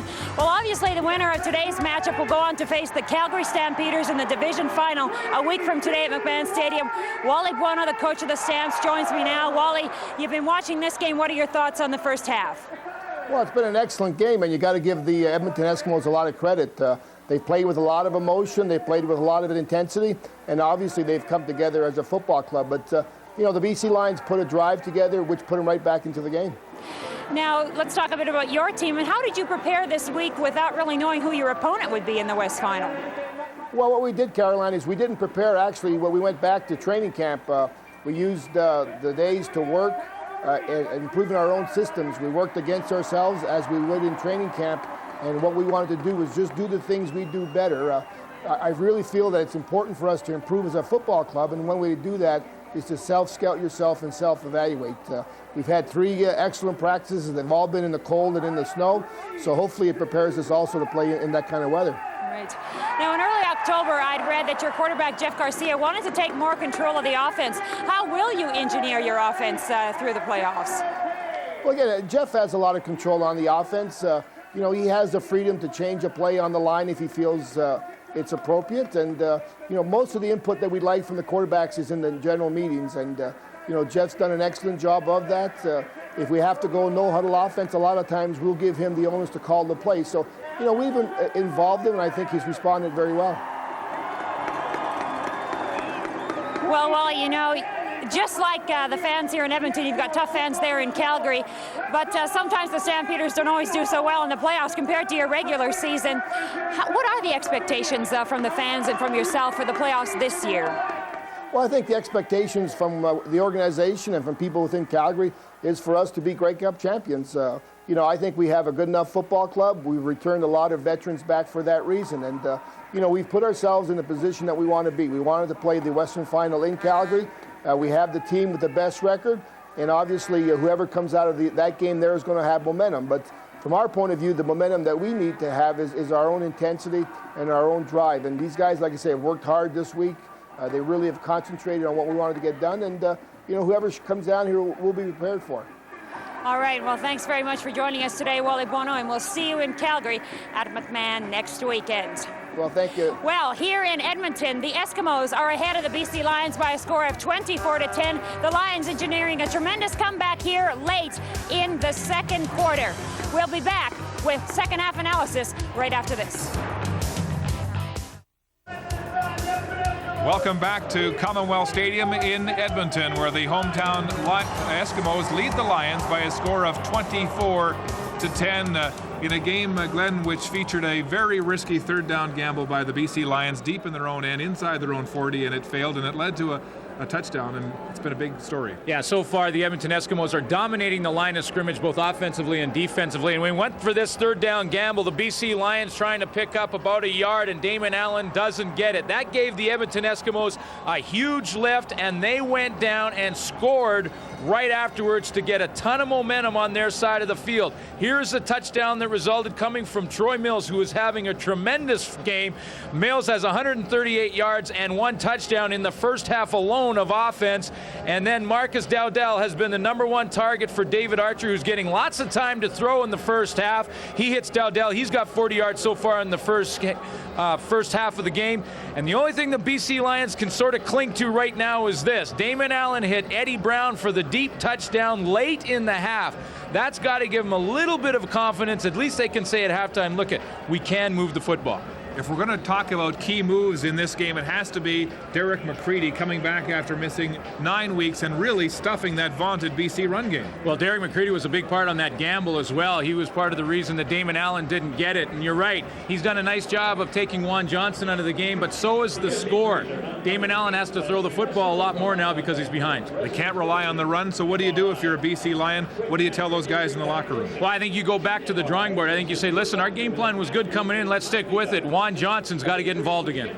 The Eskimos are 7-2 against the Lions in playoff competition, and right now they have control of the football game at the half, leading BC by a score of 24-10.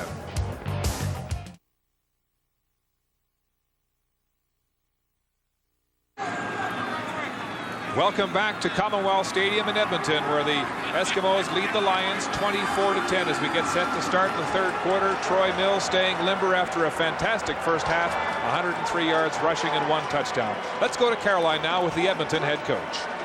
All right, thanks, Mark. Kay Stevenson is with me now. Kay, a bit of a change of momentum when they get the touchdown there with 43 seconds to go. Analyze your first half for me.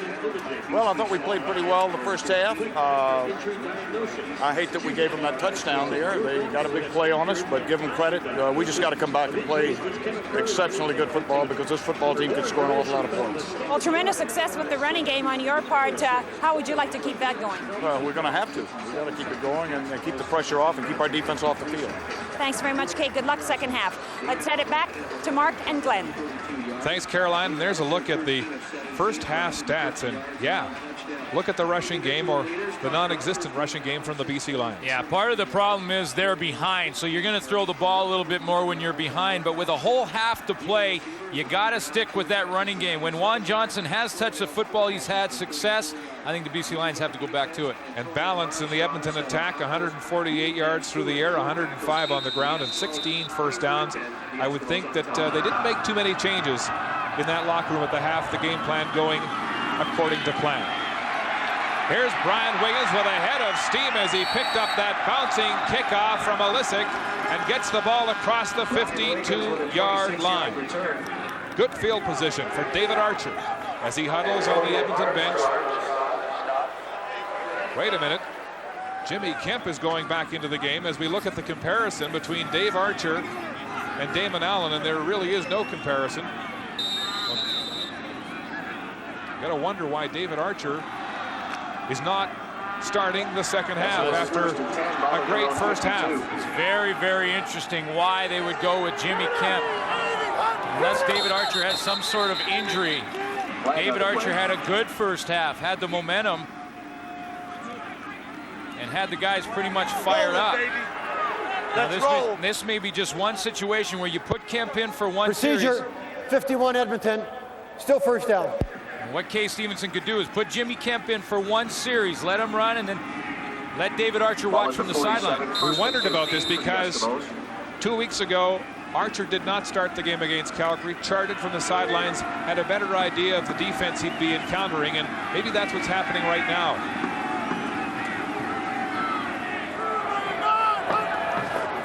Backfield is empty as Kemp rolls right. Has time, complete to Wiggins again. And another first down for the Eskimos.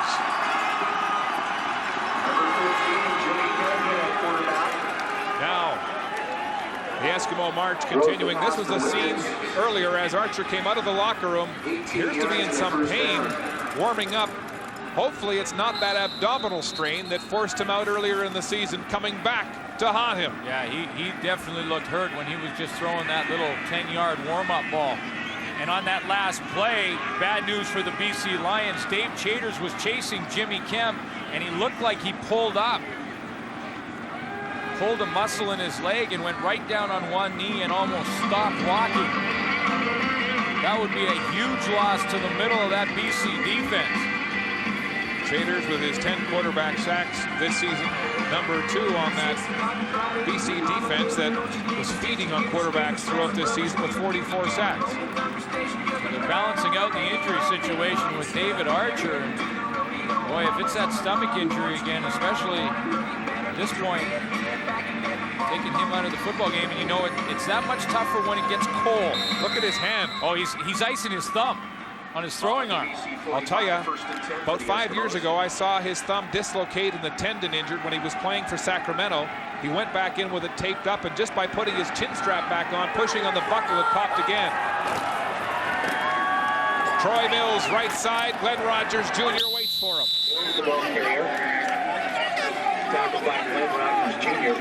And he trash talks Troy Mills with some help from Noah Cantor, who has come into the game to replace Dave Chaters. Glenn Rogers is trying to get his teammates on defense fired up. He comes up and stops the run, and Troy Mills, good open field tackle and bring him down, and then he talked about it afterwards. That's all he's doing, is trying to get his guys fired up, because he knows with David Archer on the sideline with the bad wrist, icing that wrist, gives the defense that much more of an opportunity to make a play with Jimmy Kemp not warm in there right now.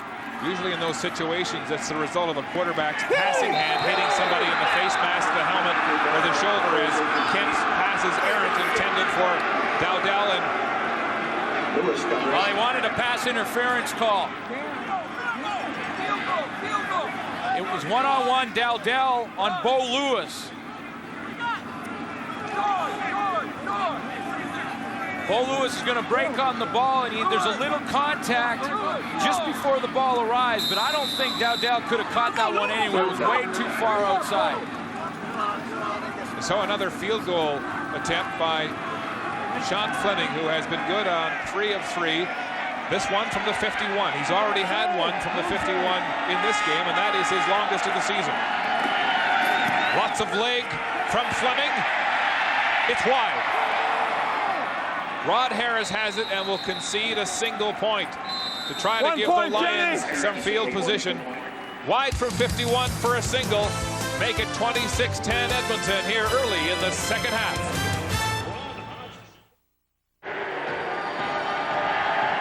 Sean Fleming sighs after missing his first field goal attempt in 4 from 51. Jimmy Kemp with the pin. Jimmy Kemp put it down. And I have to compare kicking to playing golf. And how many times have you looked at the green, hit your golf ball, and given it a little body language to try and help it get in there? But Sean Fleming didn't lean enough. Just wide to the left. Juan Johnson, the rookie, with the handoff from Damon Allen as the Lions try to get their running game going. Let's go down to the sidelines, and here's Caroline Corey. Yes, Mark, David Archer has a jammed thumb, evidently on and off through the season. He's jammed one or the other of his thumbs, and today he's jammed his left one. They're icing it, and they will see whether or not he can get back into the game as it progresses. All right, that means Jimmy Kemp will stay in as quarterback, and prior to this game, he had only one pass completion in playoff competition, and that was 3 years ago for San Antonio. Right now, it's Damon Allen at quarterback as the Lions go on offense, and Allen scrambles for the first down and then steps out of bounds. Cat-like moves from the quarterback. Well, John Hufnagel goes right back to the game plan. Run on first down with Juan Johnson. Make the defense respect that you're still going to run the football, and then come back with a little play action and a little sprint out from Damon Allen. Adam Rita, you see him in behind, charting plays right beside Joe Paopao. Well, he stayed on with the organization after being fired at midseason. They've had no less than a dozen coaches on this staff in BC, putting together this 6-game win streak coming into the West semifinal. That time, it was Drummond over the right side, crashing for 5, maybe 6 yards, and suddenly the Lions' ground game is moving. Well, it's a credit to John Hufnagel for making adjustments. He likely made some blocking adjustments up front, as you see Corey Mantika with a great block at the point of attack on Benny Goods. That gave Robert Drummond a little bit of room, and then made some adjustments, stick with the running game and stick with the game plan. Drummond in the Grey Cup 4 years in a row, coming into this season with 3 Grey Cup rings to his credit. Play action, and that time there's a flag on the play as Allen looked for Alfred Jackson. Close coverage from Frank. Well, Damon Allen was limping because I think Benny Goods might have rolled on him a little bit. Malcolm Frank was in the coverage on Alfred Jackson downfield. Looked like he may have been holding Alfred Jackson's right arm down so he couldn't put 2 hands up for the pass. Here's Ken Lazarick. Forward pass interference. Edmonton, number 10, deliberate. First down, BC. Oh, and a big break for this BC Lions offense as they move deep into Edmonton territory for the first time in this game. Malcolm Frank plays the short side of the field, and he's working one-on-one with Alfred Jackson, and he held Alfred Jackson's right arm down so he couldn't lift up his right arm and jump for that football. First down, Edmonton at the 19-yard line. Make it the 24 as they go deep to Harris. Touchdown!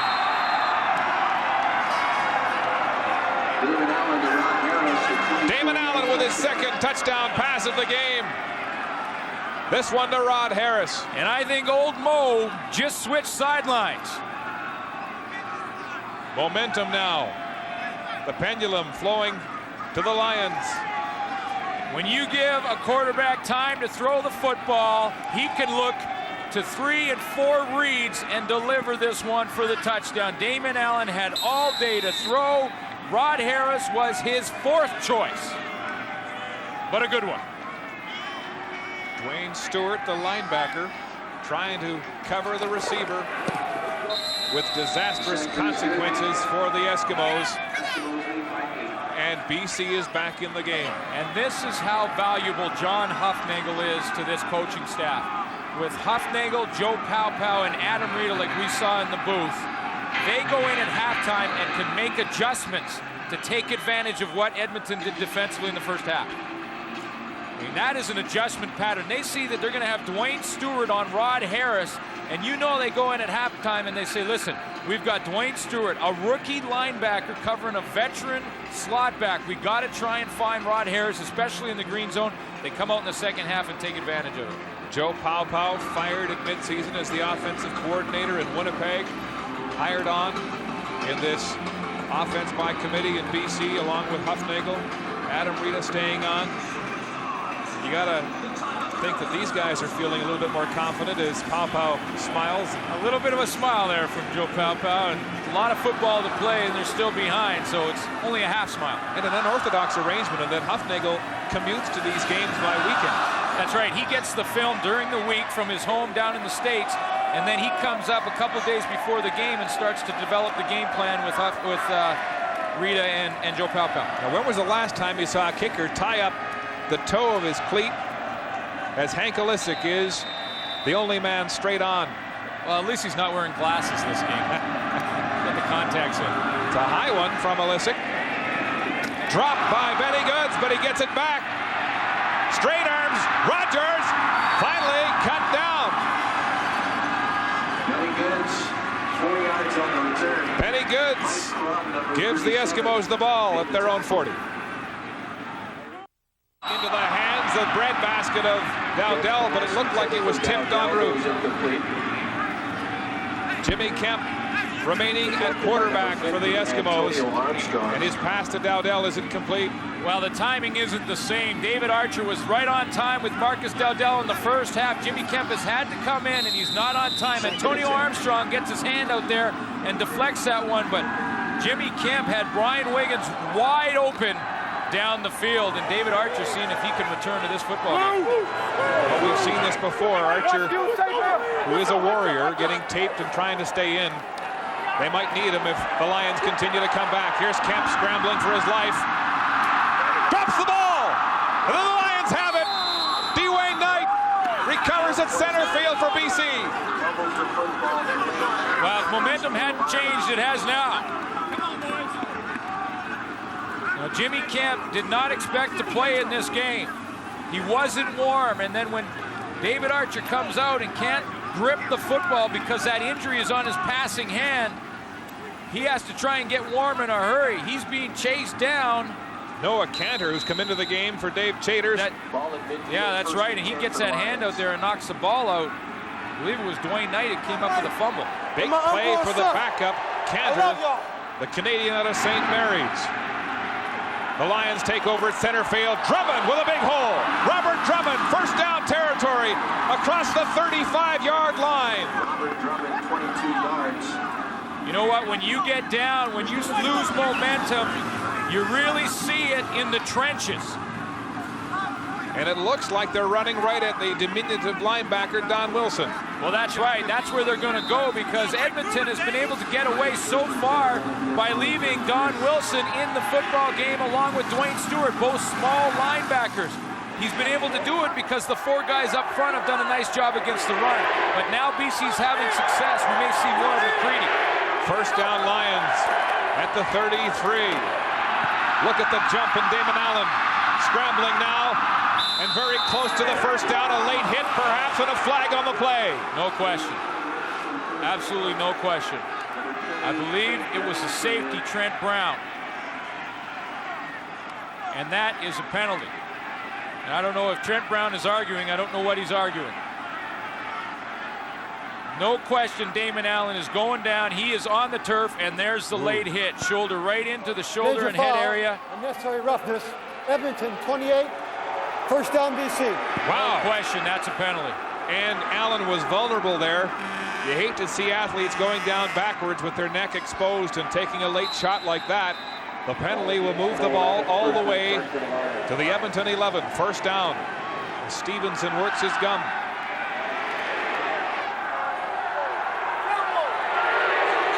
BC with three receivers wide left, including Drummond. Corner pattern, just out of the reach of Brett Anderson, the backup slot.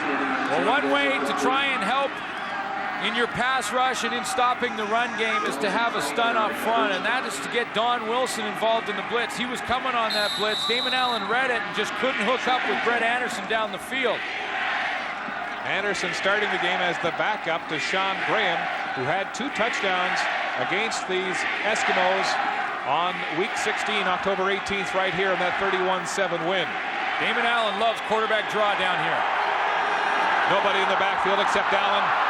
Pressure, rolls out and buys some time. Allen now to his left. He'll run. Touchdown! Damon Allen! And the BC Lions have come back. Greg Mond signaling a 2-point convert attempt. And Damon Allen receives the message loud and clear. He wanted quarterback draw, but it wasn't there, so he started making things up on the fly. A little playground football from Damon Allen, and the bench pretty excited to watch it. Big Noah Cantor celebrating. The offense has come back to life for BC. 25-23, the Eskimos leading with 7:25 to go in the third quarter. What a turnaround for the BC Lions as they go for the 2-point convert. It's good! Rod Harris has the pass, the rainbow from Damon Allen. And this football game is all tied up. BC 25, Edmonton 25 in the third quarter of the West Semi. Damon Allen, the all-time leading rusher among CFL quarterbacks, with a TD on the ground. Well, he wanted the quarterback draw. This is what the play is going to develop. Run it, guys. Here's how it's going to go. Okay, now freeze it right there. Here's the lane that Damon Allen wants to run, but Stewart will flash in front and close it off right there. He gets to the outside, starts to ad-lib, and then just does a nice job in the open field to get into the end zone. Wow, and another rainbow kick from Hank Olisic. Couldn't have gone more than 20 or 25 yards coming down into the restraining line. It was Melvin Hunter making the catch. The previous kick was taken by Benny Goods. What's happening there? Well, if people are wondering why Hank Olisic isn't kicking it deeper, this is by design. Hank Olisic wants to kick the ball very high. It's like an extended onside kick and have one of the bigger guys try and catch it. Here's a look at the touchdown again. Watch the open field running by one of the smoothest in the business. Right now, Damon Allen is in the zone. Here's the two-point convert. The rainbow pass in the back of the end zone to Rod Harris, and it's 25-25 with 7 minutes to go in the third quarter. Kemp at quarterback in relief of the injured David Archer. He dumps it into the flats, and a first down as Scott Diebert puts his head down. Here's another look at that unusual kickoff from Hank Olisic. Yeah, what he's trying to do is get tons of air in it. It's basically an extended onside kick. You want to kick it about 15, 20 yards deep. Have one of those bigger guys, Melvin Hunter or Benny Goods, try and catch it. They're used to blocking in the wedge, not used to handling the football. They're hoping, BC is hoping that they'll fumble it. Well, the Eskimos are lucky that Hunter wasn't injured on that play as he was smothered, catching it at his own 47. Handoff, Troy Mills left side, dancing, cutting through the defense, and he's got a decent gain on first down, 5, maybe 6. Troy Mills is having success running the football because the young linebackers for the BC Lions are getting caught too tight to the line of scrimmage. They're starting to step up in the line of scrimmage, and they're getting caught up in there, and that's why Troy Mills has been able to bounce it. You see that Picasso Nelson was way too close, and he got picked up by the center, Leo Groenwagen. Noah Cantor looking on. He's playing for Dave Chaters. Troy Mills, 112 yards on the ground so far. He gets it again, and that time Cantor was waiting for him. Big play from Noah Cantor. A backup coming in for Chaters. That's going to force Edmonton to punt. Former Toronto Argonaut signing as a free agent with the Lions this year. Well, he just slices down and he beats the block right there of Shamir Shaheen to the inside. He just uses speed to get there, and Troy Mills has no shot. So after the big first down play by Mills, the defense holds. It'll be third down. And Sean Fleming will attempt another one. This will be his longest attempt of the game. He'll spot the ball at the 53-yard line. He has one from 51. Good on 3 of 4 so far. Kemp to hold. Fleming with time. He's got the distance. No good. And Fleming misses from 53 yards out. He can't believe that. He hit the upright. That's how close it was. He had the distance. The ball goes off the upright. And a lot of times the kicker, because of the way that ball is rotating, will get the bounce. It'll deflect off the upright and go in, but that time it didn't. So there will be no point for the Eskimos, and it's still tied. Sean Fleming, 3 for 5 in field goals, but some gallant attempts from way out. Yeah, I'm a little surprised that Case Stevenson tried a field goal from that far out. You punt the ball and angle it to the sideline, maybe you get better field position, but elected to go for the field goal. Dead ball off the goalpost means the Lions scrimmage from the 25. And Melvin Hunter upends Robert Drummond in the backfield. He might get one.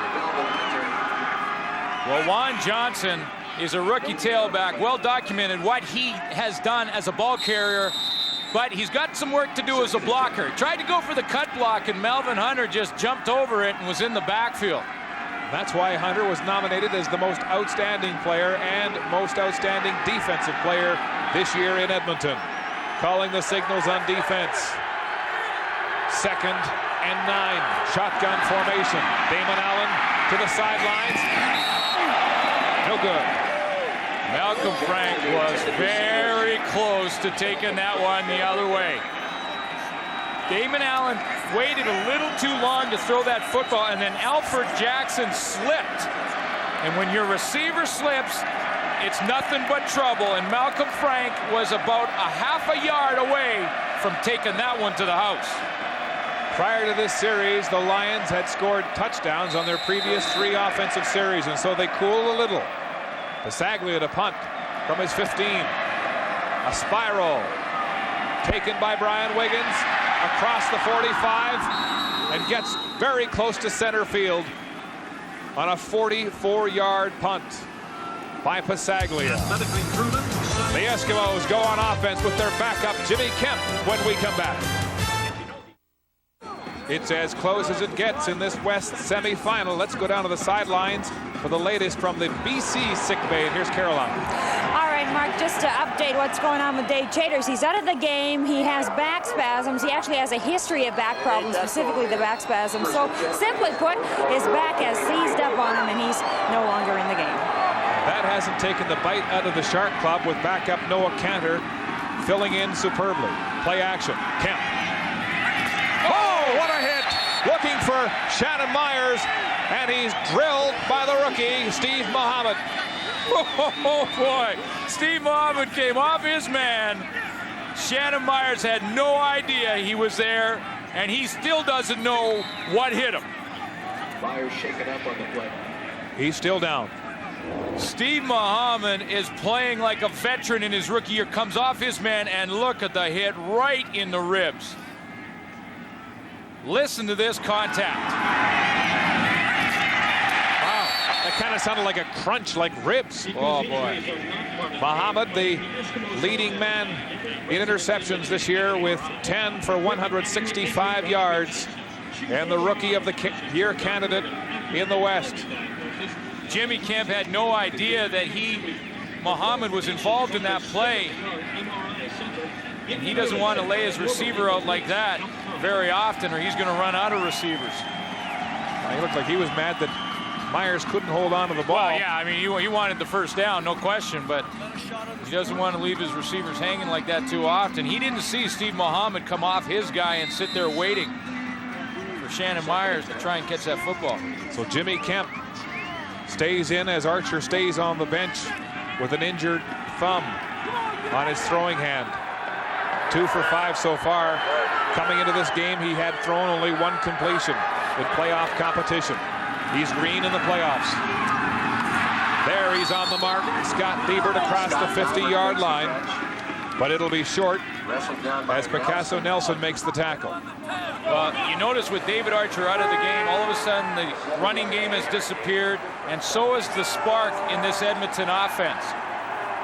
This is a huge loss for the Edmonton Eskimos because David Archer, not only was he playing well to finish the season, his last 2 games, but he seemed to have the team rallying with him in the first half of this game, and now he can just sit and watch from the sideline.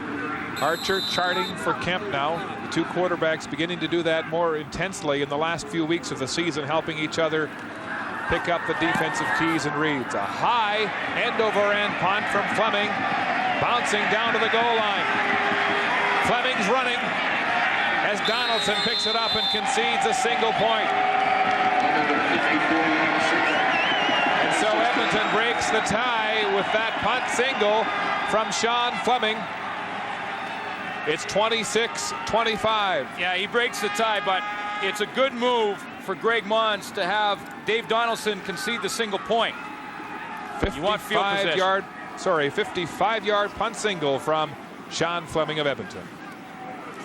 Right now, get a 28-point winter checkup, plus oil, lube, and filter, tire rotation, and a free jug of washer fluid, all for just $29.95. Only at Canadian Tire. The offensive brain trust of Edmonton, Kay Stevenson and Dave Archer, injured, trying to plot their next series as Allen goes to work for BC, looking for Rod Harris, no good. Allen got rushed by Benny Goods. Got some penetration up the middle, and Allen had to throw off his back foot. Really didn't get a lot on that pass, so Rod Harris didn't have an opportunity to come up with it. Looks like the Lions continue to go after that matchup of Harris on Don Wilson, who is nursing sore ribs. 2nd down and 10. BC Lions at their own 35-yard line. 2:40 to go in the 3rd quarter. Allen deep. He's got Eddie Brown open, but overthrows him.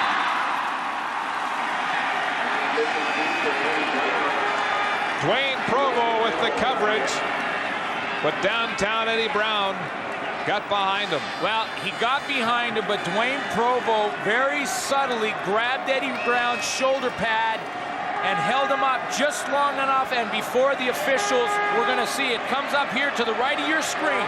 Now, just as he's going down the seam, you're not going to see it, but he just put his right hand on the shoulder pad of Eddie Brown. That made him hesitate just a split second. He couldn't get to the football.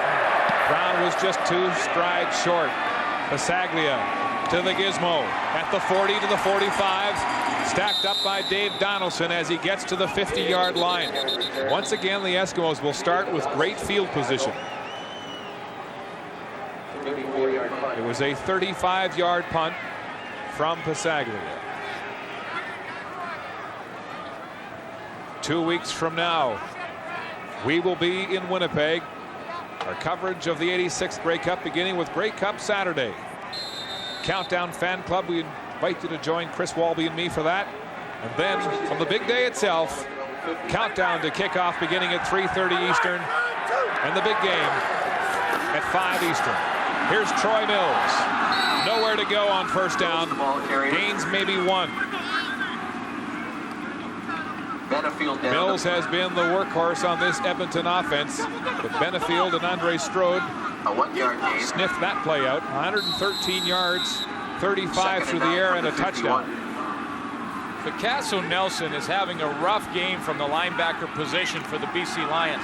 He's being held, he's getting too tight to the line of scrimmage, and he's having troubles chasing down Troy Mills in this running game. So far, Kemp has had 2 missed field goals and a fumble in 3 possessions. Now he's flushed from the pocket, throws it out to Wiggins. He's got it, looking for blocks, bellies back, and is trounced for a loss. Wiggins trying to make something out of that broken play. The loss will be about 4 yards. 3rd and 14 in a punting situation. Watch the move by Johnny Scott on the rookie, Shamir Shaheen. Watch this. Look at the swim move.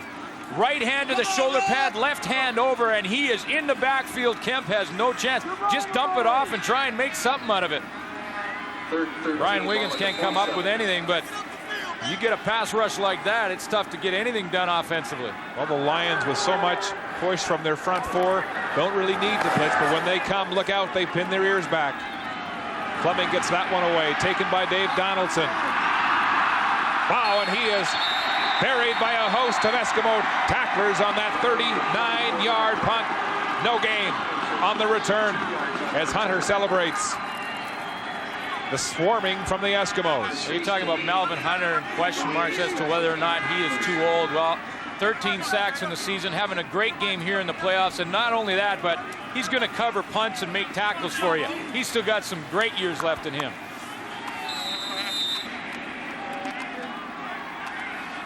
The Lions go on offense. Hunter comes off for a breather. Benny Goods lines up about 1.5 yards off the line of scrimmage as the Eskimos show a 5-man front trying to stop the run. Here's the bootleg, a great play action fake from Allen as he slides into first, very close to 1st down territory. This is what having a great tailback will do for you. Watch the naked bootleg by Damon Allen. He has the option here. Juan Johnson going to go here. Watch the influence, the defense. Watch how they suck over to Juan Johnson. Right down there, and Damon Allen's free. He has the option to give Johnson the ball or take it himself. It's up to him. The Eskimo defense covering all 6 gaps, but there's a 7th when you've got a running quarterback like Damon Allen. 2nd down and less than 1 yard. Their own 35, the hand up to Drummond, and he's got it. Robert Drummond up through the middle and running into Benny Goods. On the last play of the 3rd quarter, and a one-point ball game. The Eskimos leading the Lions 26-25. Well, the clock says 0, but Greg Mons would like to have a couple seconds back, and the officials are going to put it on. So he's got one more play before the end of the third quarter. So 2 seconds go back on the clock. First down, BC at their own 35. Play action. Allen slips. Looks for Eddie Brown coming back to the ball, and he drops it. Eddie Brown had it, and he had the first down as he gets help to his feet from Hank Halisic. 1 point. That's the margin. Edmonton leading the Lions as we make the turn for the fourth quarter.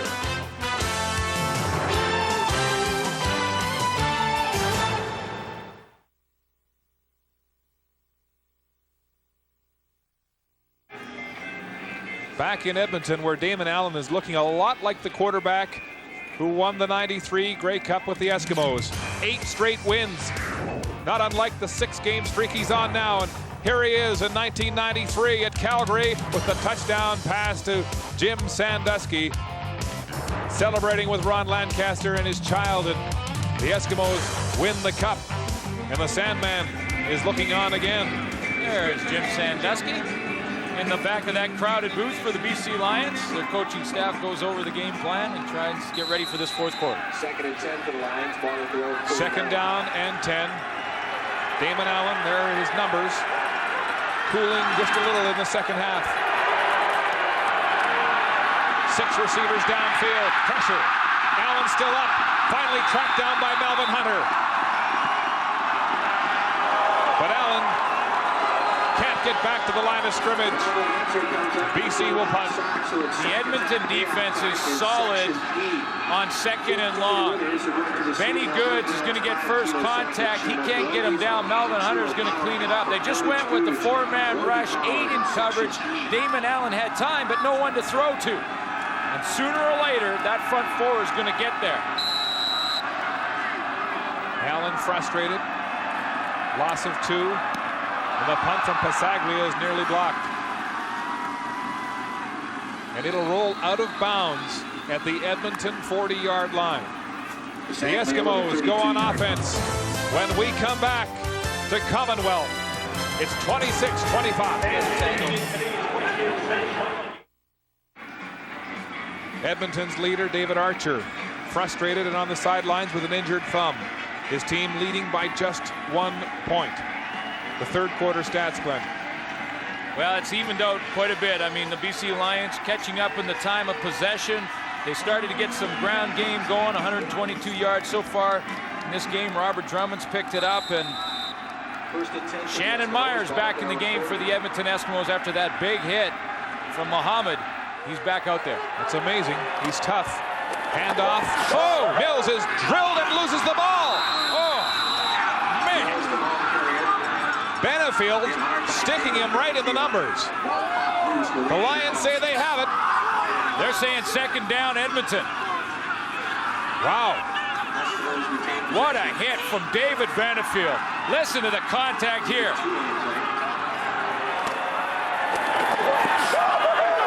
That ball was out. That ball may have been on the ground. That ball was out before Troy Mills hit the ground. Greg Mons is furious as they keep the ball with the Eskimos. A 2-yard loss, 2nd and 12. Kemp with time. It's picked off. There's a flag on the play. Glenn Rogers Jr. has the ball. Nobody's touched him, and he's gone. Kemp in vain can't catch Glenn Rogers Jr. as he returns the pick for a touchdown, but there are flags on the play. A 48-yard interception return. Number 60, declined. What a turn. They're going to say holding Chris Morris, which of course be declined. That's a BC Lion touchdown. So they don't get the first turnover, but they get a big one the second time around. Well, Greg Mons will slow down the argument on the fumble from Troy Mills, which I thought was a fumble because Glenn Rogers comes up with the interception and no one touches him. So Greg Mons will say, hey, remember that Troy Mills thing? Forget about that. We'll take this one. Glenn Rogers with his second interception return for a touchdown in playoff action. And he comes back to haunt his old teammates in Edmonton. What a turn of events to have the Edmonton Eskimos get lucky. 2-point convert. It's complete.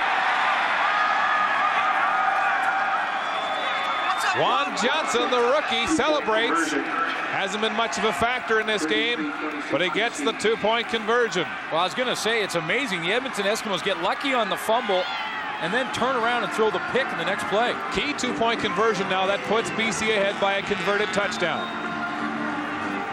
Well, here's the first one now. Was this a fumble or not? I mean, here comes David Benford. That ball is out and on the ground. That was a fumble. The BC Lions did not get that one. Then they turn around and say, okay, well, we didn't get it that time, and Jimmy Kemp throws the ball down and low, and a great read by Glenn Rogers. Now, no one touches him. You have to touch him when he's down. He gets up running and finds the end zone. So the Lions, another big turnover. And a touchdown. And they take the lead for the first time in this football game with 13:04 to go in regulation time, up by a converted touchdown, and you have to wonder what's going through the mind of Kay Stevenson. You know, in fairness to Jimmy Kemp, he has to throw that ball on time. It was just a great read by Glenn Rogers, but what a turn of events. Hey, and turnovers, points off turnovers for the Lions, 16 in the second half.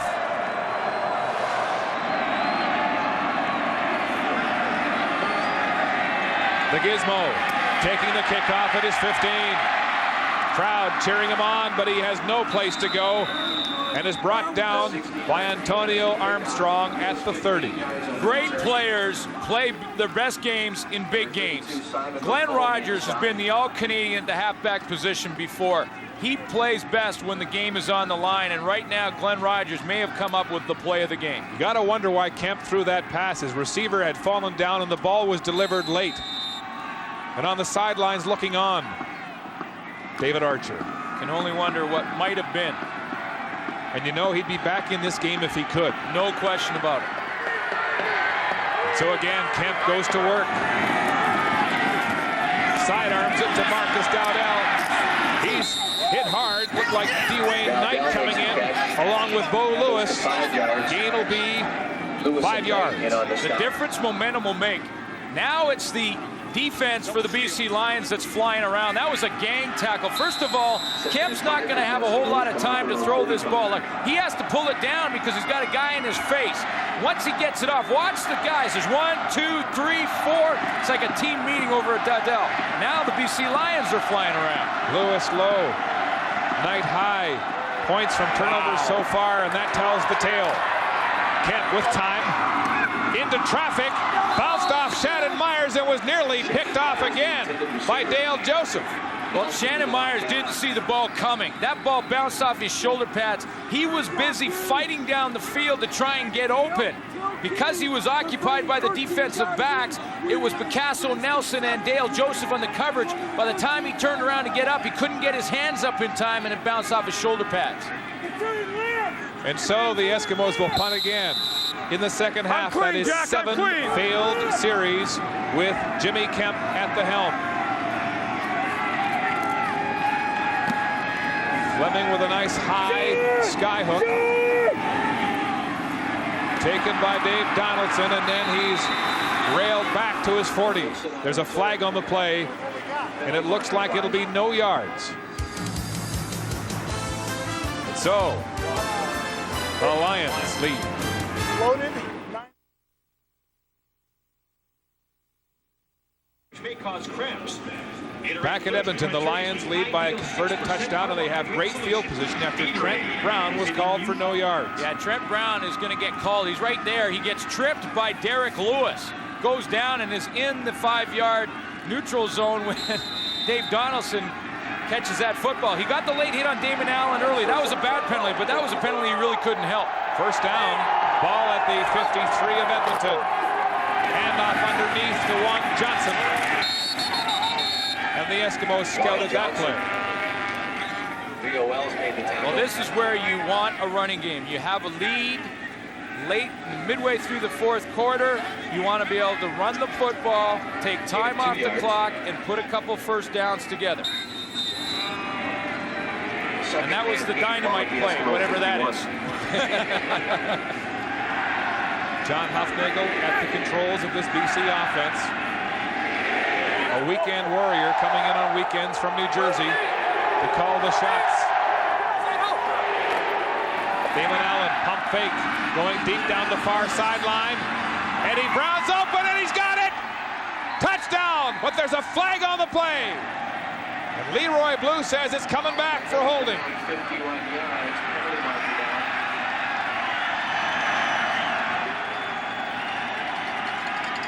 Here's the call from Ken Lazarick. Holding, BC, number 64. Second down and repeat it. Mo Elowanibi was working on Leroy Blue on the play. Leroy Blue was the first guy to signal that there was a holding call. Mo Elowanibi is the tackle right there. He's working on Leroy Blue to the outside, and it's a takedown. Is it ever? And that snuffs out a 51-yard touchdown pass to Eddie Brown, which may have sealed this game. A break for the Eskimos. They'll move the ball back inside BC territory to their 49. Second down repeated. Allen wants to go deep again. Ron Harris is open. He's got it! He drops it! It's no good!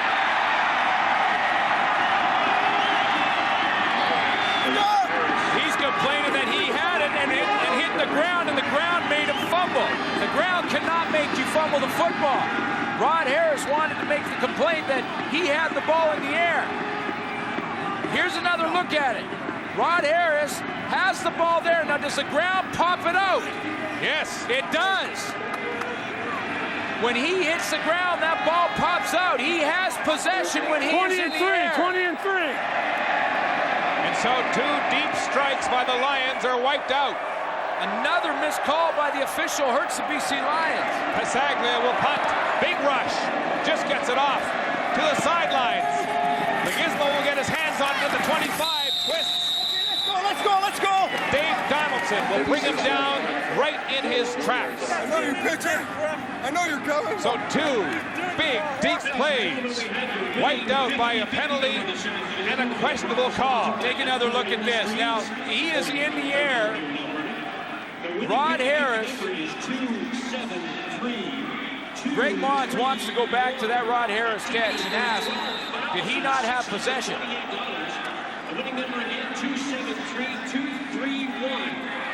Harris looked like he had the ball stuck in his gloves and then lost it as he hit the field. Play action pass now. Kemp wanted to go deep, is flushed out of the pocket. Pursuit now from Benefield. Gets away from him and Cantor, then slides out of bounds. This is what Jimmy Kemp's going to have to do. He's going to have to move the pocket around. He hasn't had success as a drop-back passer. Rod Harris still can't believe he didn't get that catch. Here it is again. He has possession right now. Hits the ground, and the ball comes out. That could have been a fumble, not an incompleted pass. Exactly.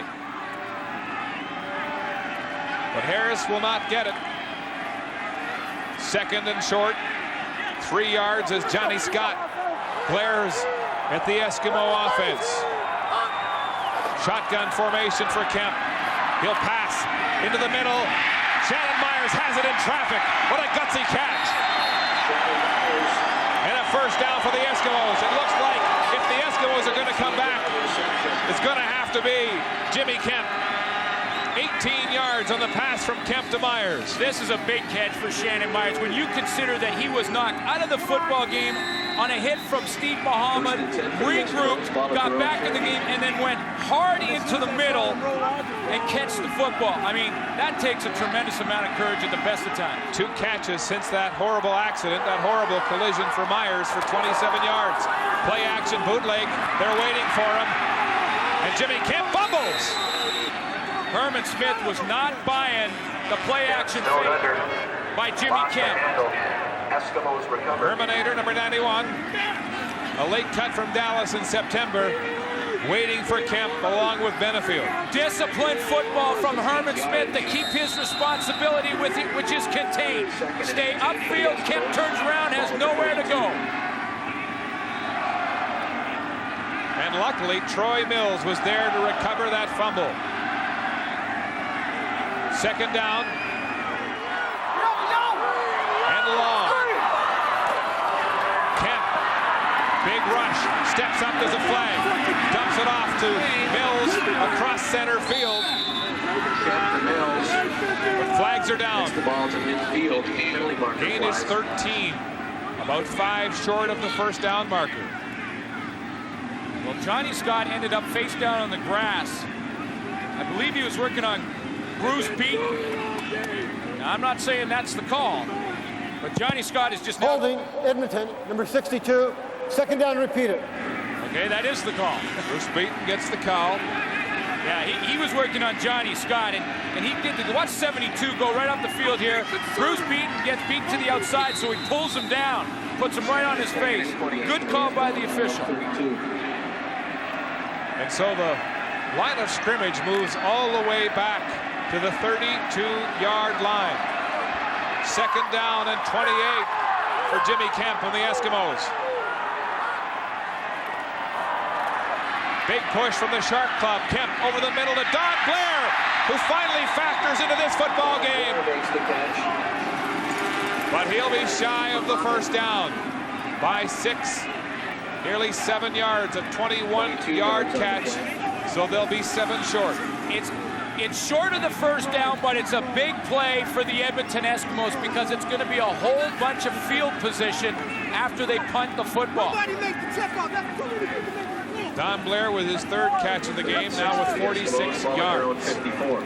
Case Stevenson's number 1 quarterback, David Archer, is on the sidelines with an injured passing hand. Fleming to punt. Dave Donaldson chasing it, but it'll bounce out of bounds at about the 25-yard line. 31-yard punt.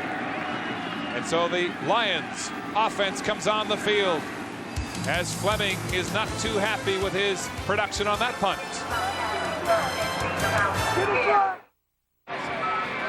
Damon Allen has been prolific. 2 touchdown passes, another called back, and he's run for 1.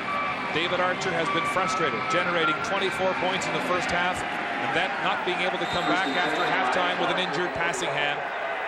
Jimmy Kemp has mustered but 2 points in the second half for Edmonton. Play action, good fake. Allen going deep to Rod Harris. It's tipped and intercepted. Dwayne Stewart has the ball and returns it deep with their flags on the play. And they are all over the field. I count 3 flags down.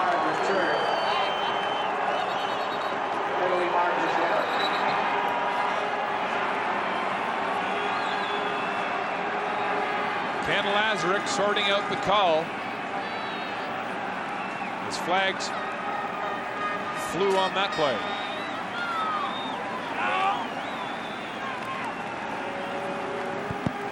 Legal block, Edmonton, number 40, first down Edmonton. Well, a break for the Eskimos to get the pick, but then they shoot themselves in the foot as Goods gets called on the legal block, and the ball moves back to the 52 of BC. They've taken advantage. BC has of Dwayne Stewart in coverage. Here's the play. Damon Allen throws it deep to Rod Harris, and it's Dwayne Stewart that comes back, gets his hands on it, deflects it in the air, and then comes up with the interception. Benny Goods down the field is going to get the illegal block in the back on Brett Anderson. Play action, Kemp to the sidelines and complete to Dowdell for a first down.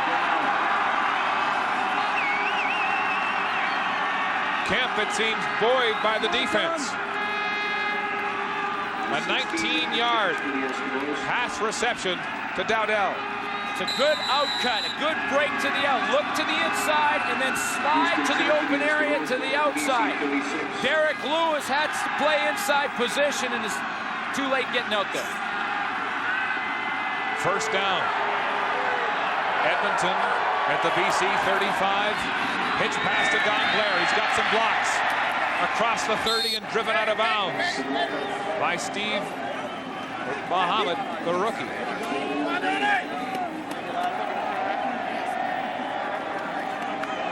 Johnny Scott is slow getting up, and they may have to come out for him.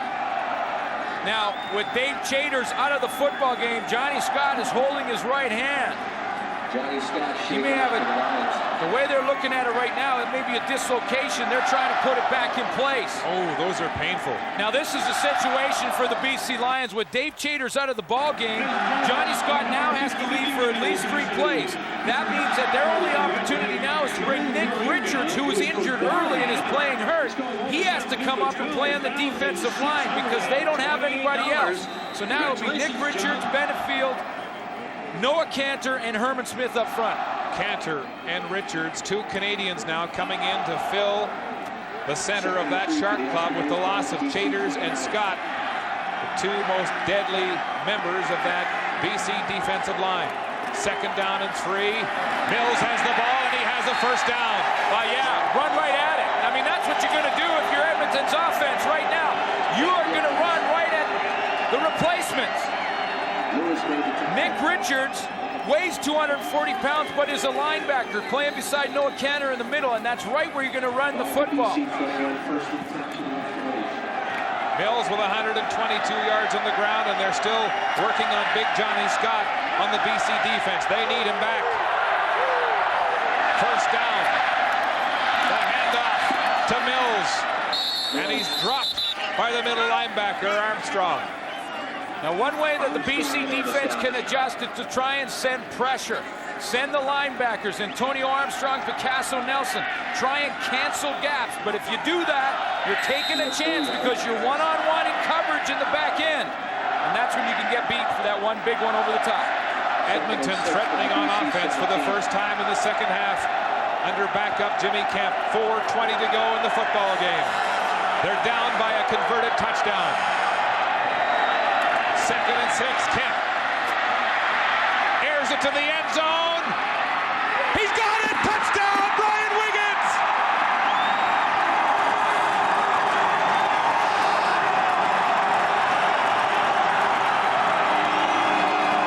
Wiggins with close coverage from Rogers, and Joseph comes down with the ball. And Commonwealth comes alive for the Eskimos.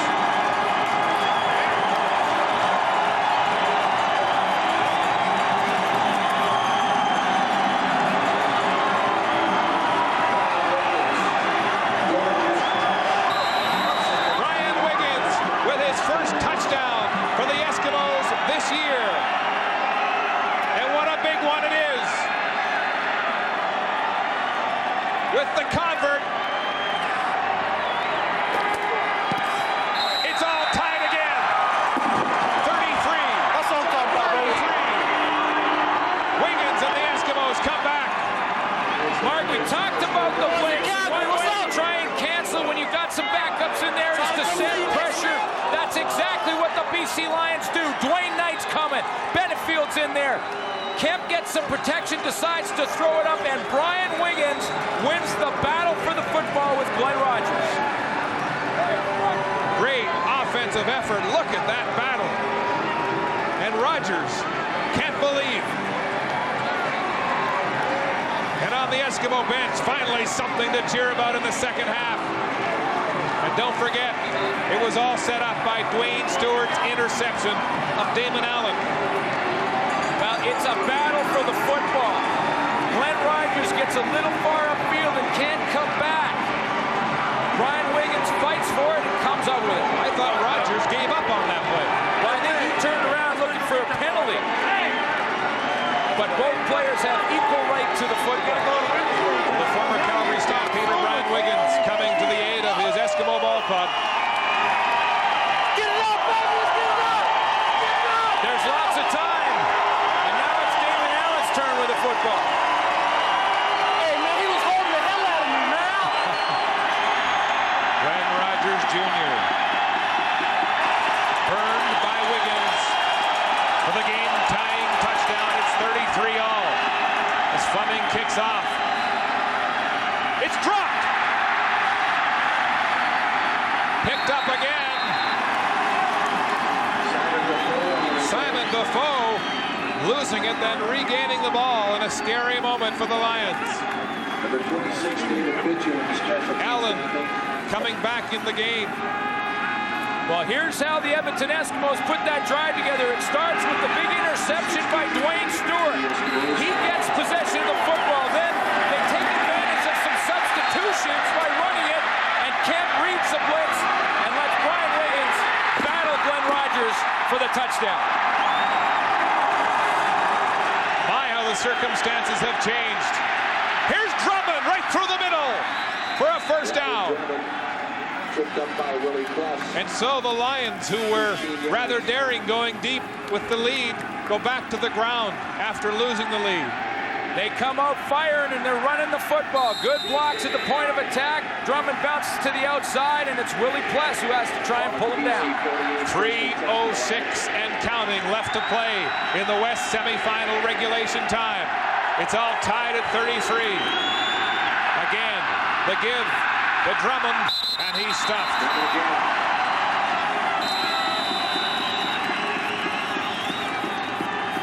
The game will be short. Johnny Scott injured and a bystander in a terrific West semi.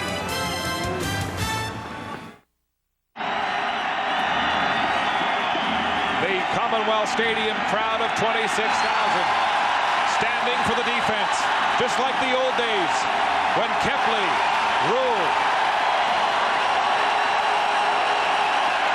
Second down and 7.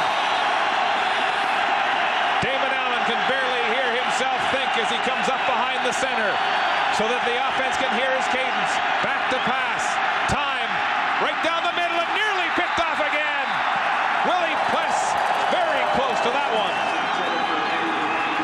Eddie Brown, the intended receiver, and it's a punting situation for BC with 2:42 to go. Well, the Edmonton Eskimos are going to get the football back, but they very nearly came up with a huge interception, because if Willie Pless catches that one, he is still running. Wiggins and the gizmo back as Mons looks on. The interim head coach in his first ever playoff game as the head man in the CFL. Pasaglia will angle it to the sideline. The gizmo will get it on the run over the 30 to the 35, and then he runs into traffic, but doesn't go down. An inspired effort from the gizmo on a short 28-yard punt from Pasaglia. Let's go down to the sidelines, and here's Caroline Corey. Yes, Mark, defensive lineman Johnny Scott has a dislocated pinky. They have put it back in, and he is expected to step on the field now. He is on the field as you speak. You talk about warriors. You look at that jersey. Look at that guy. The blood all over his pants. Blood all over his jersey. Dislocated finger. They put it back in place, and he's lining up for the next play. A member of the Shark Club. They smell blood. Kemp in the shotgun. Hands off. Mills knocked off his feet. Oh, man. Guess who makes the tackle? Johnny Scott. Unbelievable. With one arm. I mean, you talk about the heart and soul of your football team. Johnny Scott gets his finger put back on, gets back in the game, and knocks down Troy Mills on a running play with one arm. 265 pounds. The big man from Austin, Texas, is back in the game. Bloodied and injured, but still playing. Here's Kemp. It's tipped at the line. That's Noah Cantor, the Canadian backup. The fans want a pass interference, but when the ball is tipped, it's waved off. Bo Lewis did make contact, but it'll be waved off because the ball was tipped at the line of scrimmage by Noah Cantor. This is the throw. Noah Cantor just gets a fingertip on it. Once it's tipped, you can go ahead and make contact downfield. So Derek Lewis is going to make contact on Marcus Dodell, and it's a good no call by the official. Noah Cantor, a perennial backup, a special teams man, filling in for the injured Dave Chaters in a big way. Here's Fleming's kick. High. Spiral. Coming down to Rod Harris at the 28, sidesteps the first pursuit, and is dropped at about the 35-yard line. And that's where the BC Lions will scrimmage after a 42-yard skyhook from Sean Fleming. When you want to play professional football, everything you do is geared to this moment. You lift weights, all the work you do in the off season, all the running and all the lifting weights, all the work through the regular season, playing injured, it all comes down to this. All David Archer can do is stand and watch. His passing hand injured. Damon Allen in his 15th CFL playoff game. He's got the savvy and experience. 1:55 to go in the game. He's going to try and run, but he's dropped. A gain of maybe 1 yard, first down. Leroy Blue and Derek McCready, the run stopper on that one. Well, what they did is they dropped Robert Brown into coverage. Really changed things up, something Damon Allen has not seen all game. Robert Brown, number 92, is going to fly out in coverage to the right of your, or left of your screen. Damon Allen looks out there and he's going to run it into the hands of Derek McCready. Robert Brown, 258, defensive back on that play. Deep goes Allen for Eddie Brown. There's coverage. He can't get it. Dwayne Provo, step for step with Eddie Brown. They played a zone defense, and the zone was that Dwayne Provo from the halfback had the deep zone, and up on the field was Cavis Reed, and Provo got depth, took off, and when Damon Allen threw this one, was in good position. This ball had to be a perfect throw up and to the outside, and Provo was right on the hip of Eddie Brown, and believe me, Eddie Brown's got some speed.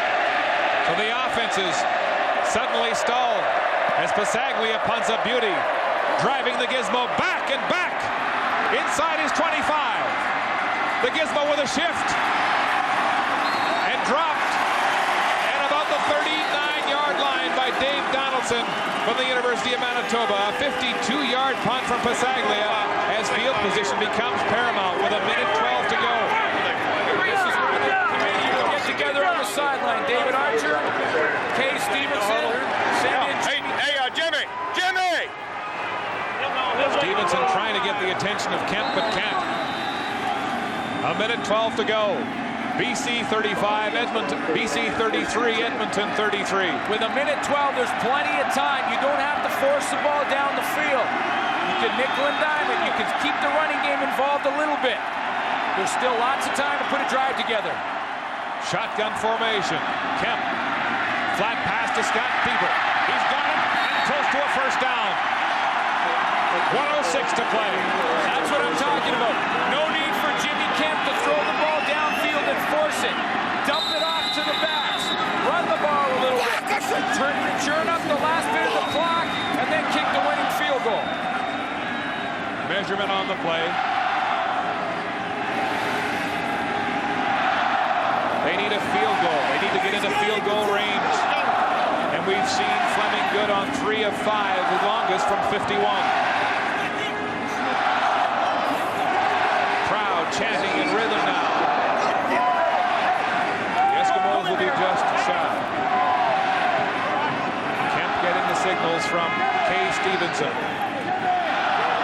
Trying to nurse the Eskimos back in relief of Dave Archer. He's trying to get a call in late right now to Jimmy Kemp. They've changed their mind on the sideline. They're trying to get a call. Now Kemp's going to come over and make sure he's got it straight. Dwayne Knight is down on the field for the BC Lions. And that might be just the time that Edmonton needs here to have a conversation on the sideline. Well, this is interesting now for the BC defense. Well, they talk on the sideline. The BC defense is scrambling to find the personnel. Now, Mike Crum, the backup safety, has come into the football game, number 37, with Dwayne Knight out and Nick Richards playing some defensive line. They are very thin on defense. Glenn, here's our Sunday night prime time. Temperature is rising for this man, Sean Fleming, with 1:06 to go. Right now, Sean Fleming is visualizing the kick.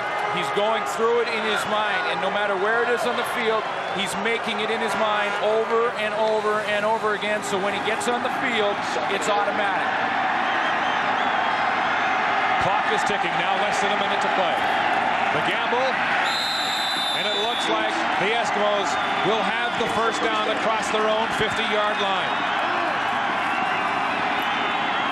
How far do they have to get, you think, for field goal range? Well, they're going to want at least 2 more first downs. They want to get into the inside the 40-yard line for a real good attempt from Sean Fleming. Mons looking on, anxious. It's complete to Troy Mills. Across the 50 to the 45, and an Eskimo first down, stopping the clock with 42 seconds to play. The BC Lions are scrambling. Right now, Mike Crum is playing from the safety. He's had to move up and play linebacker with the injury to Dwayne Knight. It was Mike Crum who was responsible to cover Troy Mills on the play, and he got caught up looking in the backfield. You see 37 scramble to make the tackle. Crum, a rookie out of Saskatchewan. Another completion to Wiggins. He could be gone. Brian Wiggins to the 10-5. Touchdown, Edmonton.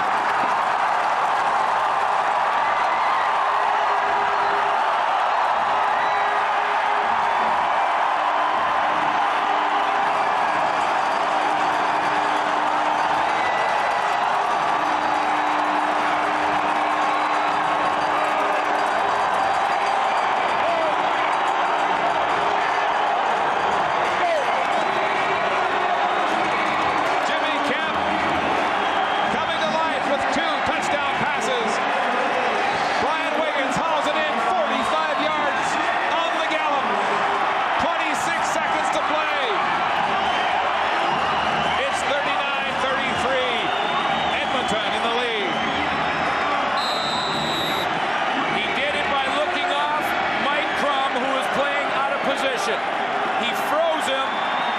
Wiggins comes across the field and then catches it, and it's just a foot race. With 30 yards to go, he points to the crowd to say he was on his way. Whoa! It's just good. The convert from Fleming, hooking, breaking like a barn swallow. But the Eskimos go up by a converted touchdown with 26 seconds to play. And what an enormous task for the BC Lions. Talk about back-to-back catches for Brian Wiggins. Here comes Brian Wiggins across the field. Now Jimmy Kemp has frozen 37. Crum, who was supposed to drop and pick him off. He can't get there, and then it's a foot race, and Wiggins knows he's in. That's why he's waving to the crowd. Remember, he's the guy who fought for the football with Glenn Rogers and came up with the previous touchdown. Jimmy Kemp celebrating his late game surge, and the home team has a stranglehold.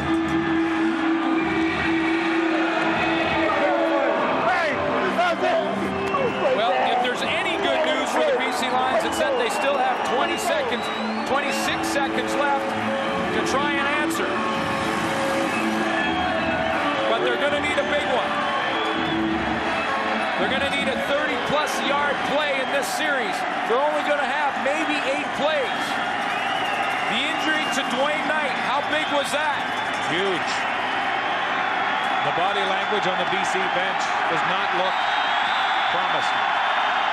Dave Donaldson standing back to await this kick from Sean Fleming.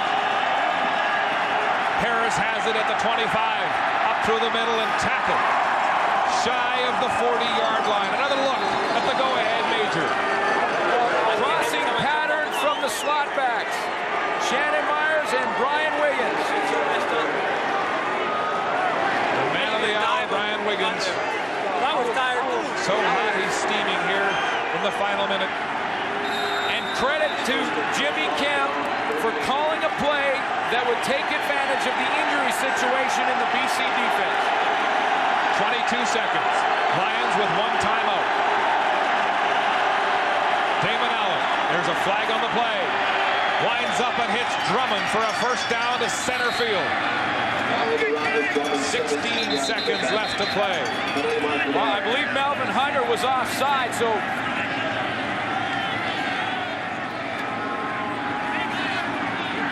Gizmo Williams, 12 years in the CFL, missed 6 weeks of the season. Some thought his career was finished. Offside, Edmonton, number 46, decline.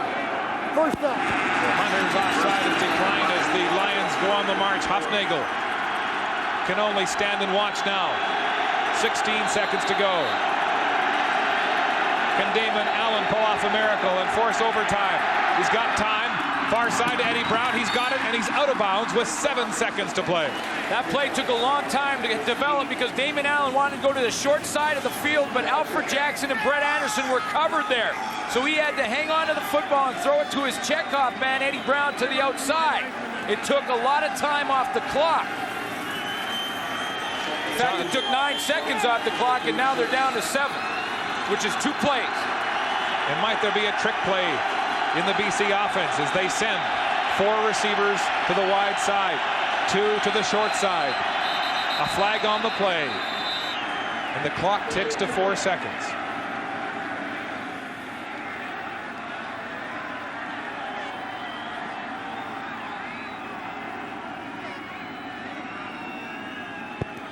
League of procedure. BC, number 52nd.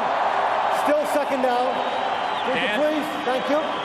Dan Payne, they're going to put the time back on the clock. Greg Mond's going to call the timeout. They'll put the 3 seconds back on the clock because Dan Payne moved before the snap of the ball, so the clock should not start running. It looked like Barrett and Mons were trying to call a timeout. And they have, as Allen goes to the sidelines. Desperation time for the Lions. Well, here's the situation for Damon Allen.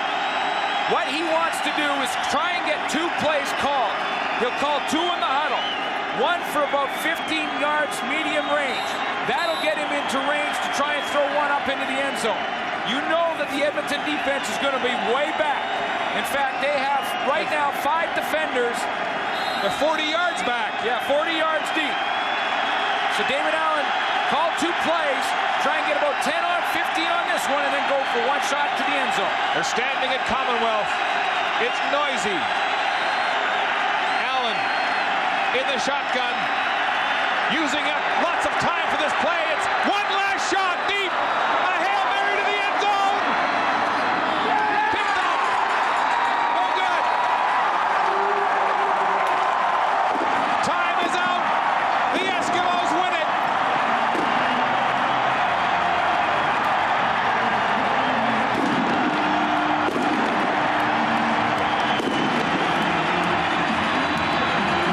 The Eskimos come back without their starting quarterback, David Archer, injured in the second half.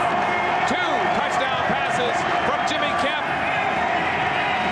And the Eskimos are going to the West Final to renew the Battle of Alberta against Calgary. Unbelievable. They were the underdogs coming in. But you know what? You should never make the Edmonton Eskimos underdogs when they're playing at Commonwealth Stadium. Dave Archer and Bo Lewis feuding a few weeks ago, making up as the Eskimos beat the Lions 40-33 in the West Semi. And Edmonton's going to Calgary next Sunday for the West Final against the Stampeders.